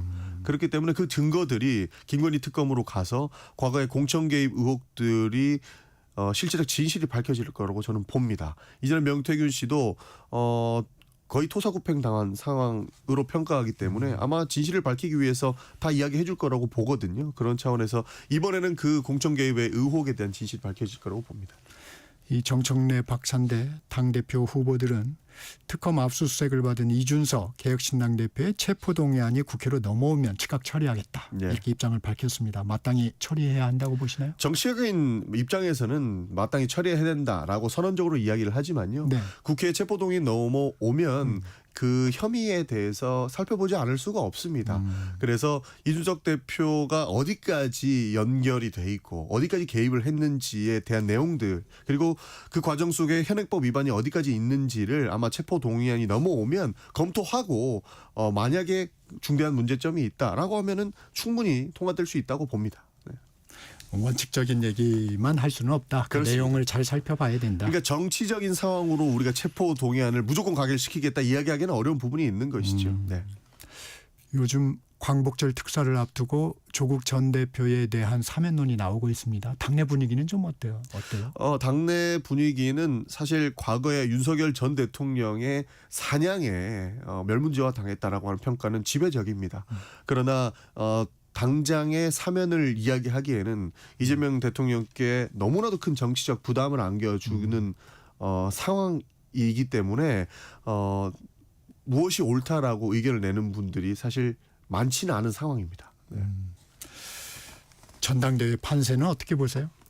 기본적으로 정청래 후보의 승리를 예상하는 언론들이 많은 것 같습니다. 실제로 많은 당원들도 그렇게 평가를 하고 있거든요. 그러나 박찬대 후보 같은 경우에도 지속적인 추격전을 하고 있거든요. 그런 차원에서 누가 유리하다 그리고 누가 유리해야 된다라고 이야기는 좀 어려울 것 같습니다. 더욱이 제가 선관위원 이어가지고요. 공정한 그러시군요. 선거 관리를 하고 있다는 말씀으로 마치겠습니다. 선관위원한테 잘못 물어봤군요. 아닙니다. 그래도 분위기와 이런 내용들은 국민들께 알려줄 필요가 있다고 보거든요. 언론에 나오는 것과 내부 사정은 어느 정도 일맥상통하는 부분이 있습니다. 그래서 우위를 선점하고 있는 정청래 후보가 앞서 나가고 있지만 정청래 후보도 열심히 추격하고 있는 박찬대 후보도. 박찬대 후보도 열심히 추격하고 있는 그런 이상적인 전당대회를 보고 있는 것 같습니다. 네거티브는 이 정도면 거의 없다고 볼 수가 있어요. 네거티브 하는 순간 그 캠프가 망한다라고 하는 내용들이 통용되고 있습니다. 왜냐하면 이재명 대통령이 대통령으로 가고 나서 그 후임자의 대통령을 뽑는 것 아니겠습니까? 대표. 초반에는 네거티브가 조금 있었습니다. 그러나 그때 당원들 사이에서 무슨 일이 있었냐면 아버지 유산 가지고 싸우는 모습을 보이면 국민들께 어떻게 보이겠느냐. 굉장히 부적절하다. 양 캠프는 둘 다 네거티브를 멈춰야 된다라고 이야기를 했고 실제 자정이 됐습니다. 그러다 보니 네거티브가 없습니다. 그렇게 해서 정청래 후보나 박찬대 후보가 우리는 원팀입니다라고 자력의 경쟁에 들어간 배경이 결국에는 초반 네거티브가 당원들과 국민들께는 더 많은 우려를 낳았고 그것들이 자정을 가지게 된 사유가 됐습니다. 이 최동석 인사혁신처장 얘기도 좀 물어보겠습니다. 최 처장 사과문을 통해서 언행을 신중히 하겠다. 상처 입은 분께 죄송하다고 밝혔습니다. 이제 사과로 좀 정리가 좀 되는 분위기인가요? 사과로 정리가 되기에는 과거 행적들이 너무 많이 나오고 있어서 다른 인터뷰를 보니까 민주당의 한 의원님들께서도 조금 더 나오면 이제 이재명 대통령에게 부담을 드릴 수 있겠다라고 하는 측면에 저는 공감을 합니다. 저는 사실 과거에 이렇게 비판을 많이 했다고 해서 공직자로서 자세가 안 돼 있다라고 이야기하는 어렵다고 봅니다. 그리고 최동석 인사처장의 인사와 관련된 전문성을 인정해야 된다고 보는 부분이거든요. 그리고 과거에 많은 비판을 했던 사람이면 이 인사혁신을 위해서 대안은 충분히 가지고 있는 사람이기 때문에 자질은 충분히 있다고 생각을 했습니다. 그러나 더 많은 논란들이 나오면 대통령께 부담드릴 수 있는 부분들이 있기 때문에 이제는 지금까지 나왔던 부분들은 정리하고 이렇게 인사혁신처장으로서 역할을 잘 해주셨으면 좋겠지만 더 이상의 논란은 만드시지 않았으면 좋겠습니다. 그 사과로 이 상황은 일단락시키고 자기 업무에 충실했으면 좋겠다는 말씀 드리겠습니다. 그런데 앞으로의 나오는 상황이 어떻게 보면 결정적인 역할을 할 거다. 부담이 될 수 있는 시점이 도래했다라고 생각합니다. 네. 7월 임시국회 다음 달 4일에 끝납니다. 민주당 4일 본회의에서 이른바 쟁점 법안들 처리할 계획입니다. 야당은 필리버스터를 예고했는데 예. 그러면 표결 처리는 어떻게 되는 거예요? 기본적으로 필리버스터가 신청이 되면요. 그 5분의 3으로 24시간 이후에 막을 수가 있습니다. 만약에 20일 날 본회의가 열린다고 치면 21일 날까지 필리버스터를 하고요. 필리버스터 시작한 지 24시간 이후에는 180명의 동의로 필리버스터를 중단시킬 수가 있습니다. 그 중단된 이후에는 즉각 표결로 들어가거든요. 이 사안들이 건건이 필리버스터를 그러니까 법안마다 하게 되는 신청할 수 있습니다. 거죠. 그렇습니다. 네. 네. 그렇기 때문에 만약에 4개의 법안이라고 하면 4일, 5일이면은 필리버스터가 중단된다고 하는 가정 하에 통과시킬 수 있을 거라고 저희는 보고 있습니다. 그러면 임시회 끝나고 바로 또 새로운 임시회가 시작이 되는 건가요? 그렇습니다. 네. 정부와 민주당, 윤석열 정부가 낮췄던 법인세율을 다시 인상하기로 했습니다. 주식 양도세 과세 대상인 대주주 기준도 강화하는 방안을 추진합니다. 증세기조 불가피한 건가요? 과거에 윤석열 전 정부에서 이 법인세를 낮춰주다 보니 세수 부족이 지속적으로 확보가 됐고 나라 운영이 제대로 안 되는 겁니다. 근데 그 탓을 마치 국회가 있었던 것처럼 얘기했는데 처음에 문제는 법인세를 갑작스럽게 낮췄던 부분에서 기인한 것이라고 보고 있거든요. 그런 측면에서 기업과 관련된 증세는 필요하다고 봅니다. 그리고 반드시 기업에 대한 증세만 할 것이냐라고 보기도 어려운 게 기업이 잘 활동할 수 있게끔 사실 그 당근도 주고 책찍도 주는 방식이거든요. 그렇기 때문에 이것이 너무 과도하다고 보기에는 저는 어려운 것 같습니다. 이 야당 입장에서는 아니 민생회복 소비 쿠폰으로 돈 풀고 또 네. 증세로 돈 거두냐 이러면서 비판을 합니다. 어떤 말씀 주시겠습니까? 이것은 뭐 앞뒤가 안 맞는 저는 비판이라고 보는 겁니다. 소비 쿠폰을 통해서 풀뿌리에 돈이 돌게끔 해야 되는 것은 지금 자영업자가 너무 현실이 어렵다라고 하는 것 아니겠습니까? 그러니까 그런데 법인세를 올리는 부분들은 법인이 돈을 더 번 만큼 사실상 걷어들이는 수입이기 때문에 그런 부분과 비교하기에는 참 어려운 부분인 겁니다. 그렇기 때문에 저희는 법인세를 더 많이 걷기 위해서는 그 기업이 더 잘 돼야 되는 거예요. 그러다 보니 그 기업에 대한 투자를 늘리기 위해서 상법 개정안을 발의했던 것이고요. 그 기업의 오너들이 더 자율적인 기업 운영을 해주기 위해서 조금 전에 말씀드렸던 것처럼 배임죄에 대한 완화도 필요하다라고 해서 이 기업이 돈 더 많이 벌게끔 해주고 그리고 그 기업에서 더 많은 세금을 낼 수 있게끔 하는 거는 더 많이 돈을 벌었다는 내용이기 때문에 이것을 단순히 비교해서 비판만 하기에는 실물 경제에 대한 이해를 하기 싫어하는 모습이지 않나 저는 그렇게 생각합니다. 이 또 관심이 가는 판결이 있었어요. 서울중앙지법이 시민 104명이 윤 전 대통령을 상대로 1인당 10만 원씩 위자료를 지급하라고 청구한 손해배상 소송에서 예. 원고 승소 판결했습니다. 이 판결의 의미는 어떻게? 윤석열 전 대통령이 잘못했다라는 거죠. 그것으로 정신적 피해를 받은 사람들이 굉장히 많다라고 평가하는 겁니다. 그런데 윤 전 대통령 측에서는 항소를 한 것 같더라고요. 반성하지 않는 모습입니다. 정말로 그 12.3 불법 계엄으로 충격에 빠진 분들이 많았습니다. 그리고 그 불법 계엄으로 경제적 타격도 굉장히 많이 입었지요. 가령 세계적으로 보도가 됐기 때문에 한국에서 이런 일이 일어난다고 민주주의 완전체가 맞아라고 하는 의심들이 사게 됐습니다. 그게 결국에는 우리 기업에게는 사실상 신뢰에 대한 엄청난 타격이기 때문에 경제 손실이 너무나도 큽니다. 그 부분 다 보상해야 되지 않겠습니까? 단순히 이 10만 원이라고 판결을 받았다고 해서 모두 부과될 것이라고 그리고 모두 배상될 것이라고 보기에는 어렵습니다만 그래도 선언적으로 저런 잘못을 했을 때에는 저렇게 철퇴를 맞는다라고 하는 것들을 비단 국내에서부터 시작해서 국외에 보여줌으로써 대한민국 민주주의가 다시 한번 살아있다라고 하는 것을 증명해야 되는 자리다. 저는 그것을 증명하는 판결이었다. 그렇게 생각합니다. 네, 여기까지 듣겠습니다. 전용기 민주당 의원과 말씀 나눴습니다. 고맙습니다. 네, 감사합니다. 정책시사 2부 여기서 마칩니다. 전하는 말씀 듣고 3부로 이어집니다.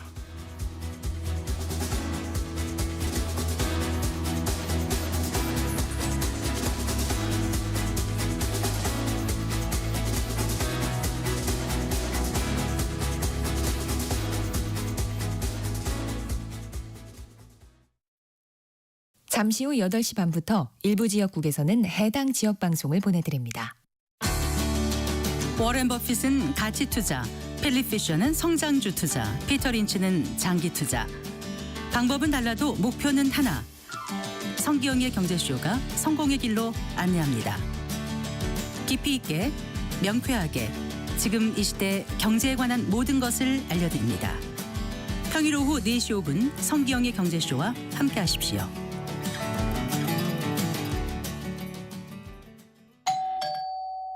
편지 왔습니다. 퇴근길 지친 당신에게 힘이 되는 뉴스를 전해드립니다. 매일 저녁 5시 5분 당신과 함께 읽는 세상 이야기 KBS 1라디오 뉴스레터 K. 지금 시각은 8시 30분입니다. KBS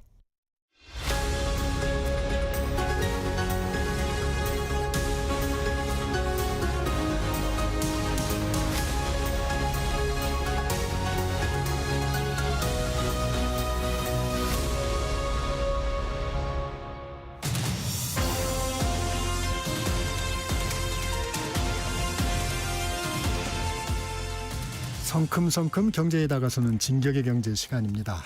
한미 관세 협상이 타결됐습니다. 지금도 계속해서 속보가 나오고 있는데요. 한국경제신문 한상준 논설위원과 분석해 보겠습니다. 위원님 어서 오십시오. 네, 안녕하십니까. 아침에 속보가 아주 쏟아졌습니다. 한미 협상 내용 지금 어떻게 보고 계십니까? 네, 사실 긴박했었죠. 저도 이 방송을 위해서 달 30분에 우리 대표단이 이제 백악관에 가는 모습인데요. 당초 예상보다는 상당히 빨리 나왔어요. 그래서 7시 20분경에 첫 이렇게 타결됐다는 소식이 나오고 있는데요. 이런 걸 평가할 때 대부분 다 어떻게 평가하냐면 전체에 대한 평가가 있을 거고 세부 항목에 대한 평가가 있을 겁니다. 우리 입장에서는 전체 평가할 때 이 대목이 굉장히 중요할 거로 보이는데요. 만약에 이번에 타결되지 않았을 경우 어떻게 될 것이냐. 네. 우리는 사실 북한과의 이렇게 분단이라는 이런 특수한 상황을 있거든요. 네, 만약에 이번에 타결되지 않았을 때는 사실 우리 경제라든가 이런 미치는 영향을 전해서 우리 국민들의 심리적으로 이런 측면에 어떤 영향을 주었을까 하는 이 측면을 봐야 되거든요. 그렇죠.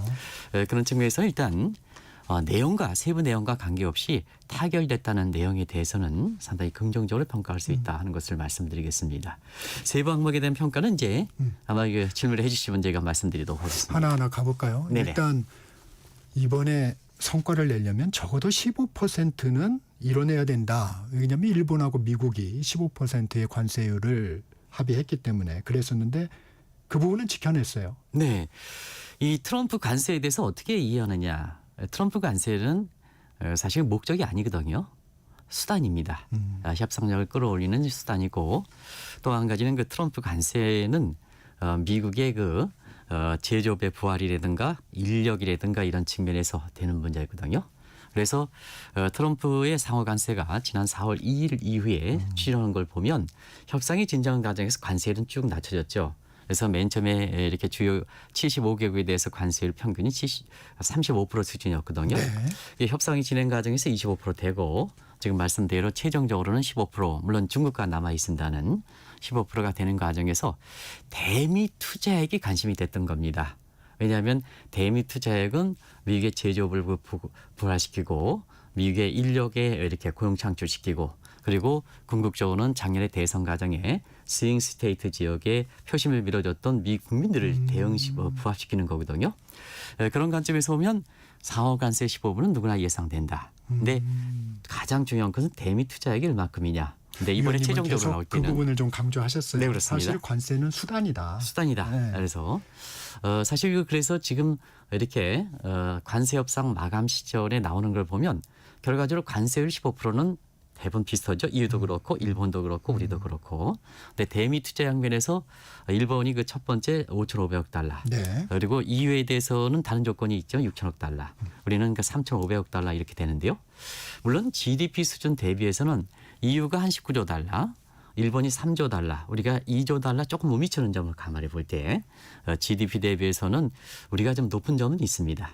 다만 한 가지 우리가 북한과의 문제가 있고 네. 또 안보 문제와 관련돼 있기 때문에 단순히 GDP 대비해서 우리가 상대적으로 높다고 해서 이것을 협상을 잘못된 거냐는 절대적으로 그렇게 평가할 수는 없다 이렇게 보이겠습니다. 협상을 평가할 때는 명시적으로 보는 계량적 요인이 있고 명시적으로 보이지 않는 비정성적, 비계량적 요인이 있거든요. 이 비계량적 요인이 우리가 다른 국가에 비해서는 상당히 높습니다.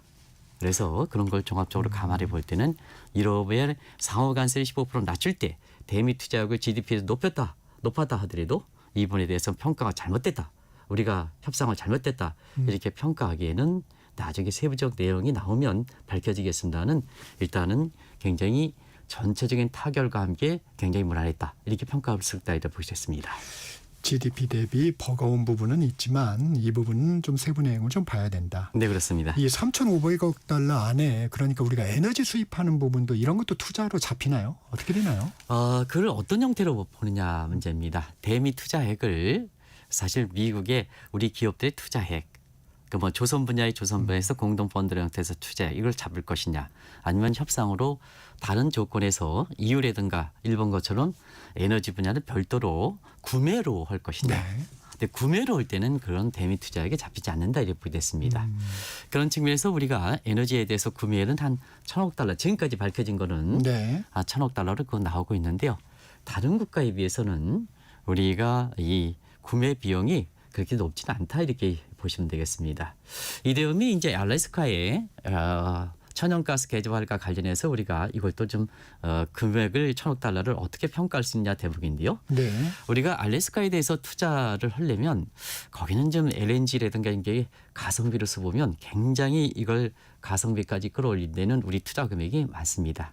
경제학적으로 보면 기회변경 측면에서 보면 그런 쪽 부분에 대해서 구매액의 1,000억 달러 가져가는 부분을 어떻게 평가할 수 있냐 이 대목이거든요. 그래서 나중에 세부 내용이 이렇게 밝혀져 봐야 되겠습니다는 알래스카에 대한 LNG 가스라든가 이런 개발에 대해서 사실 조건식으로 해서 그 조건에 따라서 우리가 에너지를 1,000억 달러 미국으로부터 사주기로 했다 하면 우리 입장에서는 협상의 딜이 그렇게 나쁜 것은 아니지 않냐 하는 생각이 듭니다. 또 민감한 부분이죠. 이 농산물. 네네. 대통령실에서 발표한 걸 보면 쌀하고 소고기 부분은 추가 개방은 없다. 이렇게 했는데 트럼프 대통령은 뭐 농산물 시장 완전 개방했다. 막 이렇게 얘기를 했는데 대통령실에서 브리핑한 걸 보면 일단 지켜낸 것으로 보입니다. 소고기 쌀 추가 개방은 없다고 하니까. 네. 저는 뭐 대통령실의 견해를 믿겠습니다. 워낙 우리 국민들이 이렇게 그동안 과거의 농산물이라든가 소고기 협상에서 보면 그게 협상 여부와 관계없이 개방 자체가 주는 우리 국민의 정서상의 어떤 그런 점을 감안해 볼 때 대통령실에서 이번에 대한 추가 개방은 없다 하는 이런 쪽으로 해서 원래 한미 FTA의 내용적으로 가져간다면 굉장히 선방한 거다 이렇게 보겠습니다. 근데 문제는 액면 그대로 믿을 것이냐 하는 측면입니다. 그런 측면에서는 트럼프 대통령이 이번에 합의 이후에 나온 결과를 보면 우리 입장과는 좀 완전히 좀 차이가 있거든요. 거기서 이제 완전 개방을 했다 하는 이런 쪽의 입장이고 우리 전체적으로 보면 완전한 이런 개방을 했다 하는 이 측면에서 보면 두 가지 측면에서 해석하는 게 아닌가 생각합니다. 일단은 한국 입장에서 미국에 대해서 관세율을 이렇게 적용하지 않겠다 하는 이 입장에서 트럼프 입장에서는 한국 시장의 전면적인 개방이 했다. 이런 쪽으로 이렇게 해석할 수가 있는 대목이 아닌가 생각합니다. 이 대목에 대해서 트럼프가 사실 그것을 중시한다면 우리 입장에서 어떻게 생각할 것인가 하는 측면에서 한미 FTA가 갈 수 있는 이런 대목에 있어서는 거기에 포함된 대목이 있고 그다음에 비포함된 대목이 있거든요. 그런 측면에서는 이 농산물과 어떤 새우고기 문제에 대해서는 향후에 이주에 있을 대통령과 트럼프 대통령의 이렇게 최종적인 사실 구속력 있는 합의문에서는 어떤 형태로 담을 것인가 이것은 한번 지켜볼 대목이지 않냐 생각합니다. 저는 분명히 이 농산물과 쇠고기 분야는 우리의 경쟁력이라든가 이런 걸 감안은 보다도 사실 어떤 전문가들은 우리의 뭐 농업의 경쟁력이라든가 소고기의 경쟁력이랑 볼 때는 우리나라의 경제 전체적인 차원에서 이분에 대해서 개방하는 것도 괜찮지 않나는 생각인데요. 사실 개방과 비감하게 할 때는 단순히 경제 효율성, 보이는 경제 효율성뿐만 아니라 국민의 정서 같은 이렇게 정성적 부분을 판단한다는 시각이거든요. 그런 측면에서는 미국의 전면적인 개방 압력에 대해서 우리가 어느 선까지 맞설 필요가 있지 않느냐 생각합니다. 그래서 단순히 경제 효율성 따지지 않고 또 우리 국민이 농업에 대한 어떤 전체 산업에서의 비중이라든가 그리고 우리가 지금 소비 문화에 있어서 쌀 대신해서 밀가루라든가 이런 쪽에 가져가는 이런 소비 패턴과 관계없이 우리가 지켜줄 선은 지켰다는 측면에서 대통령실 발표 차원에서는 상당히 그 결과를 본다면 선방했다 이렇게 평가해 볼 수가 있다 이렇게 보겠습니다. 사실 경제적으로는 자동차 관심이 많았습니다. 당초에는 품목 관세는 안 건드릴 것처럼 하다가 유럽연합과 일본에서도 다 자동차 부분은 좀 낮췄죠. 우리도 지금 자동차 관세는 좀 낮춰졌죠. 네, 자동차 관세 분야는 뭐 우리나 일본이나 EU나 트럼프 대통령이 숫자로 이렇게 딱 판단하는 무역 적자에 굉장히 3국이 차지하는 미국의 무역 적자 부증의 원인이 굉장히 크기 때문에 어쩔 수 없이 이 대목은 계속해서 전체적인 일괄 상호 관세 이에서 이렇게 얘기할 수밖에 없었다 이렇게 보겠습니다. 무역 적자 줄이고 또 제조업의 부활이라는 측면이 있을 저는 측면에서 보면 사실 미국의 제조업은 자동차로 대변할 수 있는 대목 아니겠습니까? 그런 상징성을 갖고 있기 때문에 이 대목인데요. 자, 우리가 이 분야에선 잘 되느냐 못 되느냐를 보겠습니다. 네. EU는 2.5%에서 15% 가고 우리는 이제 프리 트레이드 자유무역에서 제로에서 15% 간다면 우리가 상대적으로 그렇죠. 타결 결과를 좀 되지 않느냐 생각하는데요. 네. 불리하게 되지 않느냐 생각하는데 네. 뭐든지 그렇습니다. 이런 그 관세를 평가할 때 액면 그대로 보면 우리가 불리한 것처럼 나오죠. 근데 우리가 감내할 수 있는 수준이냐 이걸 이제 국제적으로 보는 거거든요.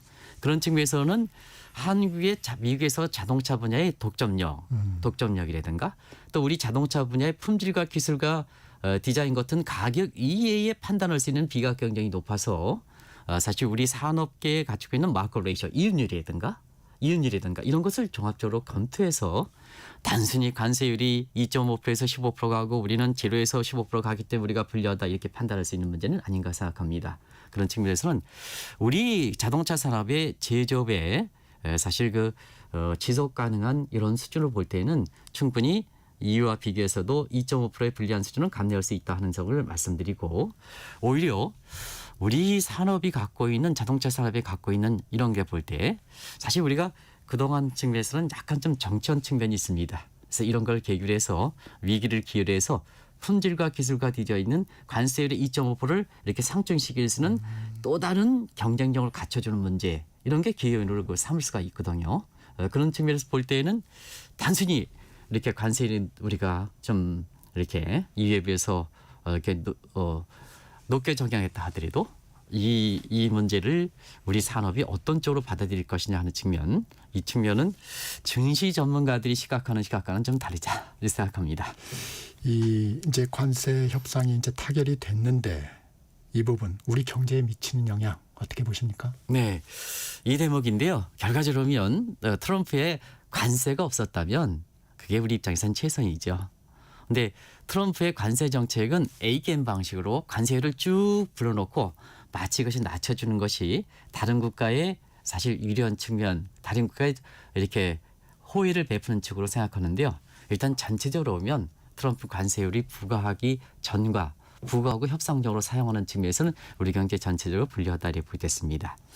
그런데 사실 그 경쟁력이라는 건 제3국 지역에 미국 이외에 일본과 EU와 이런 제3자 간의 우리 산업의 영향을 평가해 볼 수가 있거든요. 트럼프의 관세는 우리만 맞았느냐? 그런데 경쟁력이라는 건 상대적 경쟁력이거든요. 그런 측면에서 보면 사실 다른 국가들도 전부 관세율은 동일하게 맞췄지 않습니까? 그런 과정에서 이렇게 보면 세계적인 이런 추세로 볼 때 사실은 그런 측면을 좀 우리가 감안해야 되겠다 이렇게 보고요. 두 번째는 트럼프 관세 정책은 그렇습니다. 이게 협상에서 누가 유리했느냐 하는 측면에서 보면 트럼프는 일반적으로 게임셀에서 보면 이렇게 페이업이라고 그랬는데요. 게임 결과가 제로가 되는 미국의 이익이고 다른 국가들은 이렇게 손해를 미치는 이런 방식이기 때문에 결과적으로 보면 우리가 미국 이번에 계기로 해서 우리와 비슷한 처지의 국가들 예를 들어서 일본과 EU 같은 이런 국가를 토비해서 수출 다변화하던 FTA 협상을 맺은 이런 걸 완충시킬 수 있는 노력에 따라서 사실 우리 경제 전체적으로 미치는 영향이 다를 수가 있다는 것을 말씀드리겠습니다. 마지막으로 이것 좀 여쭤볼게요. 2주 후에 2주 내죠. 한미 정상회담을 하기로 했습니다. 그때는 어떤 부분이 마무리될까요? 네, 아무래도 이번에 이제 명확치 못한 부분이 있거든요. 그래서 실무진에 이렇게 협상을 통해서 아마 2주에 있을들 이렇게 양국 간의 정상회담에서 구체적으로 의무성이 있고 합의가 되는 이런 이행력 있는 이런 쪽의 선언문이 발표되지 않겠냐는 시나리오를 감을 수가 있는데요. 물론 변수는 있습니다. 트럼프 대통령이 워낙 이런 시나리오를 가지 못하는 측면이 있기 때문에 그래서 우리도 이번에 나온 결과를 통해서 양국 입장차가 있으니까 마지막 양 정상 간에 사실 합의가 있기 전에 이렇게 이 내용을 토대로 해서 우리의 국익을 뭐든지 정책이라는 것은 미국의 입장을 반영해 주는 건 아니거든요. 우리 국민들의 후성중대라든가 우리의 산업의 경쟁력이라든가 해서 모든 정책은 우리의 국익을 반영하는 순이니까 나머지 기간 동안에 최종적으로 우리 국익을 증대시킬 수 있는 실무 차원의 구체적인 선언문을 만드는 이런 과제들은 남아있다는 것을 말씀드리겠습니다. 네, 지금까지 한국경제신문 한상춘 논설위원과 말씀 나눴습니다. 고맙습니다. 네, 고맙습니다. 전격시사 듣고 계신 지금 시각 8시 45분입니다.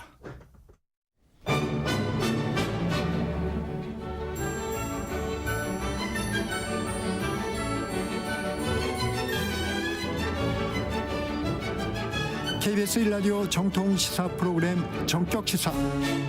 청취자의 눈으로 질문하겠습니다. 공정의 가치를 추구합니다. 꼭 필요한 정보를 담겠습니다. 월요일부터 금요일까지 아침 7시 20분에 찾아옵니다.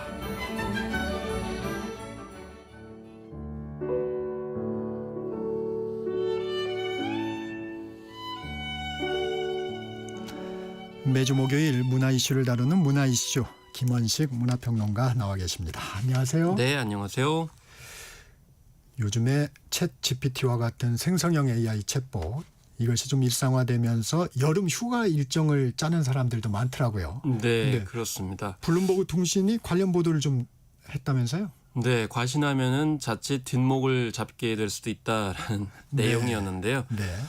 첫 번째로는 이제 이른바 할루시네이션 때문인데 이게 이제 뭔가 그럴듯하게 대답을 하는 거잖아요. 그래서 질문을 받았으니까 대답을 하는 이제 구조이기 때문인데 그래서 잘못된 정보를 제공하거나 신뢰도가 떨어지는 식당 명소들을 소개할 위험성이 있다라는 겁니다.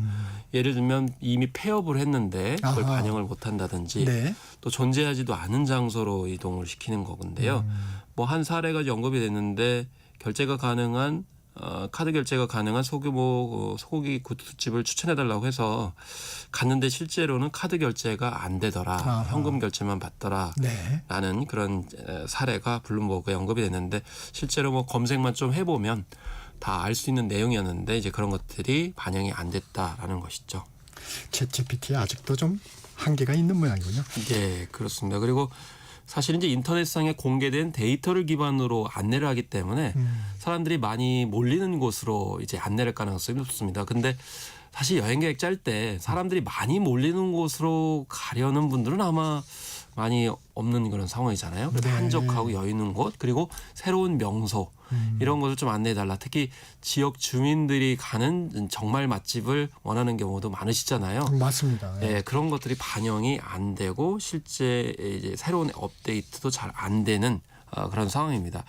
그렇기 때문에 결국에는 현지인들만 아는 숨은 명소는 여전히 사람의 손길이 필요하다라고 블룸버그가 지적을 했습니다. 어쨌든 고전적이면서도 가장 이제 효과적인 방식에 대해서는 결국 사람이 중심이다라는 이야기를 하고 있습니다. 네, 광복 80주년이 다가오는데 의미를 되새기는 공연이 잇따라 열린다고요? 그렇습니다. 국립국악원은 다음 달 14일부터 이틀간 관련 공연을 하게 되는데요. 6가지 주제로 무대를 꾸밉니다. 관현악과 판굿이 어우러진 판노름도 하고요. 또 전통 창자 그룹인 구이임이 서시, 풍경 등 윤동시의 시를 노래로 부릅니다. 그리고 소리꾼 고준석이 하얼빈 의거 또 홍콩 공원 의거 등을 풀어가지고 판소리 열사가를 연주하고요. 또 안중근 뮤지컬 영웅을 합창으로 들을 수 있는 국립합창단의 무대도 있습니다. 창작 뮤지컬 영웅 중 등장하는 곡을 대규모 합창으로 들을 수 있기 때문에 굉장히 웅장할 수 있고 뮤지컬 영웅에 출연한 배우 양준모 등이 같이 협연을 합니다. 네. 그리고 국악 관현악단과 오케스트라가 만나는 공연도 있는데요. 내달 20일 아리랑 환상곡은 물론이고 역사 속에 존재하는 세 곡의 애국가를 하나로 연결을 해가지고 또 연주를 하는 무대까지 펼쳐집니다. 문학의 인사시니까 아무래도 최희영 문화체육관광부 장관 후보자 청문회도 좀 주의 깊게 보셨을 텐데 어떤 부분 좀 관심 있으셨어요? 일단 쟁점은 아빠찬스 의혹이었는데요. 아빠찬스 의혹을 핵심적으로 말씀드리면은 네이버 미국 자회사에 이제 그 딸이 근무를 하게 됐는데 2달 만에 그만뒀는데 이게 영주권을 얻기 위해서 이용한 거 아니냐. 그렇지만 최 후보자는 퇴임 후의 이야기고 나중에 지원했다는 사실을 들었다라고 하면서 의혹에 대해서 일축을 한 그런 사례가 가장 눈길을 끌었고요. 네. 문화 부분에 있어서는 일단 3가지 정도가 네. 쟁점이 됐습니다. K 콘텐츠 창작자들에 대한 정당한 보상을 제공하는 것에 대해서 이제 최 후보자가 소신을 밝혔고요. 특히 오징어 게임 때도 그랬습니다마는 작품이 흥행해서 기여한 만큼 작품을 제작하는 데 참여한 분들도 정당한 보상을 받아야 되고 특히 그 이후에 이제 러닝 게러티가 이제 적용이 돼야 되는데 특히 넷플릭스 같은 글로벌 OTT에는 적용이 안 되는 부분이 있습니다. 과연 이런 부분들을 해결할 수 있을 것인가를 좀 지켜봐야 될 것 같고 전반적으로 문체부 예산 규모에 대해서는 예산이 전체 예산 대비 1.3%밖에 안 돼서 네. 이 부분이 많이 늘어나야 된다 이렇게 얘기를 했는데 사실 이 문화예산이 늘어나야 된다는 주장들은 그동안 계속 있어 왔습니다. 그렇습니까? 근데 제대로 늘어난 적이 없기 때문에 과연 네. 이번에는 정말 늘릴 수 있는지 봐야 될 것 같고 또 게임 질병 코드 도입에 관련돼서는 게임은 질병이 아니다라는 입장이 있는데 이게 부처별로 약간 입장이 다르거든요. 문체부 같은 경우는 소관부처이기 때문에 게임에 대한 굉장히 우호적인 어떤 관점을 가지고 있지만 사실 국제보건기구는 국제질병분류 코드를 근거로 해가지고 게임은 질병이라고 규정을 한 적이 있어요. 그렇기 때문에 보건의료계 같은 경우에는 게임에 대해서 질병적인 관점으로 접근하거든요. 근데 일단 최 후보자는 문체부의 어떤 견해를 옹호하는 그런 입장을 보여줬습니다. 이 기업인 출신이면 예산 부분은 조금 더 낫지 않을까요? 그래서 예산의 중요성을 아무래도 이제 많이 중요하게 생각을 할 텐데 중요한 거는 이제 사실 정해진 예산을 다른 부처하고 여러 가지 어떤 명분을 통해 가지고 이제 끌어와야 되는 부분이 있기 때문에 그런 리더십과 정치력을 발휘할 수 있을지는 좀 지켜봐야 될 것 같습니다. 이 문화예술 노동자들 최희영 문화체육관광부 장관 후보자를 향해서 국립예술단체의 지방이전 계획을 전면 재검토해야 한다 하고 촉구했다고요? 그렇습니다. 앞선 정부에서 문체부의 중장기 발전안을 발표했습니다. 문화한국 2035인데요. 네. 여기에는 지역 문화 발전을 위해서 국립예술단체와 기관을 지역으로 이전하거나 분관을 확대한다는 계획이 있는데 공공운수노조의 입장은 이렇게 무조건 이전한다고 해서 문제 해결이 되지 않는다. 일단 국공립예술단체에 대해서 지원을 강화를 해줘야 된다. 그리고 각 지자체 예술단에 대해서도 지원 방안을 마련을 해야지 무조건 기관을 옮긴다고 해가지고 현실이 나아지는 것은 아니다. 이렇게 언급을 했고 또 2025년도 정부 예산에서 문화예술 교육 부분에서 이제 예술 강사들의 처우가 많이 좀 안 좋아졌습니다.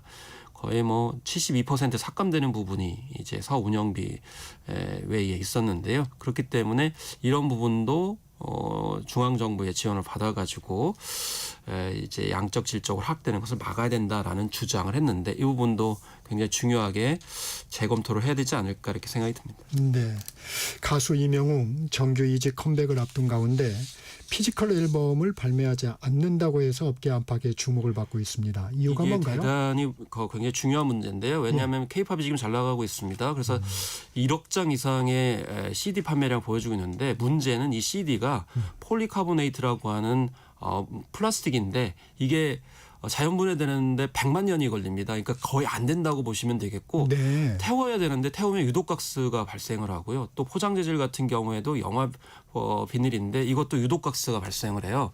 그렇기 때문에 이 CD가 이렇게 세계적으로 많이 판매되고 있지만은 환경단체에서는 굉장히 부정적 입장을 보여주거든요. 근데 이명웅 씨가 이번에 앨범 그러니까 CD를 발매하지 않고 앨범북을 만들겠다. 그래서 사진하고 자신의 메시지만 담긴 출판물 정도로 만들지 CD를 발매하지 않겠다 이렇게 했거든요. 네. 그 이유는 요즘에 많은 팬들이 음악을 듣기 위해서 사는 게 아니고 뭐 팬사인회 응모권을 얻기 위해서 한다든지 차트 줄 세우기 하기 위해서 이제 사는 경우가 많아요.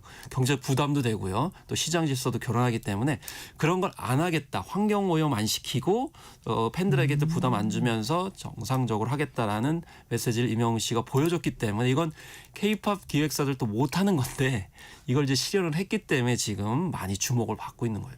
그러면 기획사 입장에서는 수익이 많이 떨어지는 거 아닌가요? 많이 떨어지기 때문에 예를 들면 이제 뭐 QR 코드나 이런 걸 통해 가지고 인터넷상에서 볼 수 있도록 하기는 해요. 근데 전반적으로 확산을 시키기에는 당장 수익의 타격이 엄청나기 때문에 문제고요. 특히 이제 앨범만이 문제가 아니고 콜드플레이도 그랬습니다마는 콘서트 할 때 엄청나게 탄소가 발생을 합니다. 이동할 때도 이제 그렇고 그 과정에서 전기나 이런 걸 많이 사용을 하거든요. 친환경적으로 하는데 그래서 우리가 K-팝이 갈 길이 앨범도 친환경적으로 해야 되지만 콘서트도 친환경적으로 해야 되는 과제가 있습니다. 이걸 극복하지 않으면 K-팝이 최상위의 굉장히 최고의 브랜드를 구축하는데 장애가 있기 때문에 이명웅 씨의 행보가 좀 이런 데 있어서 자극이 됐으면 좋겠습니다. 이 방구대 안각화 보존책 논의 본격화되죠? 네, 그렇습니다. 울산시장 국가유산청이 이제는 본격적으로 이 타운홀 미팅을 통해 가지고 어떤 이제 안들을 이제 반영을 해서 모색을 할지에 대해서 8월 1일 날 울산 전시 컨벤션 센터에서 미팅을 한다고 하니까 특히 시민들이 어떻게 참여할지, 관광장 어떻게 할지, 또 이번에 이제 뭐 홍수 때문에 굉장히 좀 방구대가 침수되는 문제도 있었거든요. 네. 식수 확보 문제라든지 수위 조절 문제에 대해서 종합적으로 아마 모색되는 자리가 이루어질 것 같습니다. 이 방구대 부분 하여튼 이 주민들의 민원 사항도 좀 고려는 해야 되지 않을까요? 어떻습니까? 네, 그렇습니다. 그래서 울산시에서는 이 울산 시민뿐만 아니라 인류 전체가 지켜야 할 세계 문화유산이기 때문에 이 타운홀 미팅을 통해서 이제 시민, 정부, 뭐 전문가, 관계기관이 함께 해법을 찾는 전환점이 되기를 기대한다는 건데 사실 시민들이나 이제 이런 일반 분들 같은 경우는 지금 현재 어떤 논의들을 하고 있는지 사실 공개적으로 들은 적이 별로 없어요. 그리고 관광 같은 경우도 이 자영업자분들하고 연계해가지고 관광 상품들을 좀 만들어야 되거든요. 그전에는 좀 일률적으로 집행되는 부분이 있었는데 이런 부분에 대해서 공개 정보 소통을 해야 될 것 같습니다. 네, 지금까지 김원식 문화평론가였습니다. 고맙습니다. 네, 감사합니다. 정치역시사 오늘은 여기까지입니다. 진행의 정창준이었습니다. 여러분 감사합니다.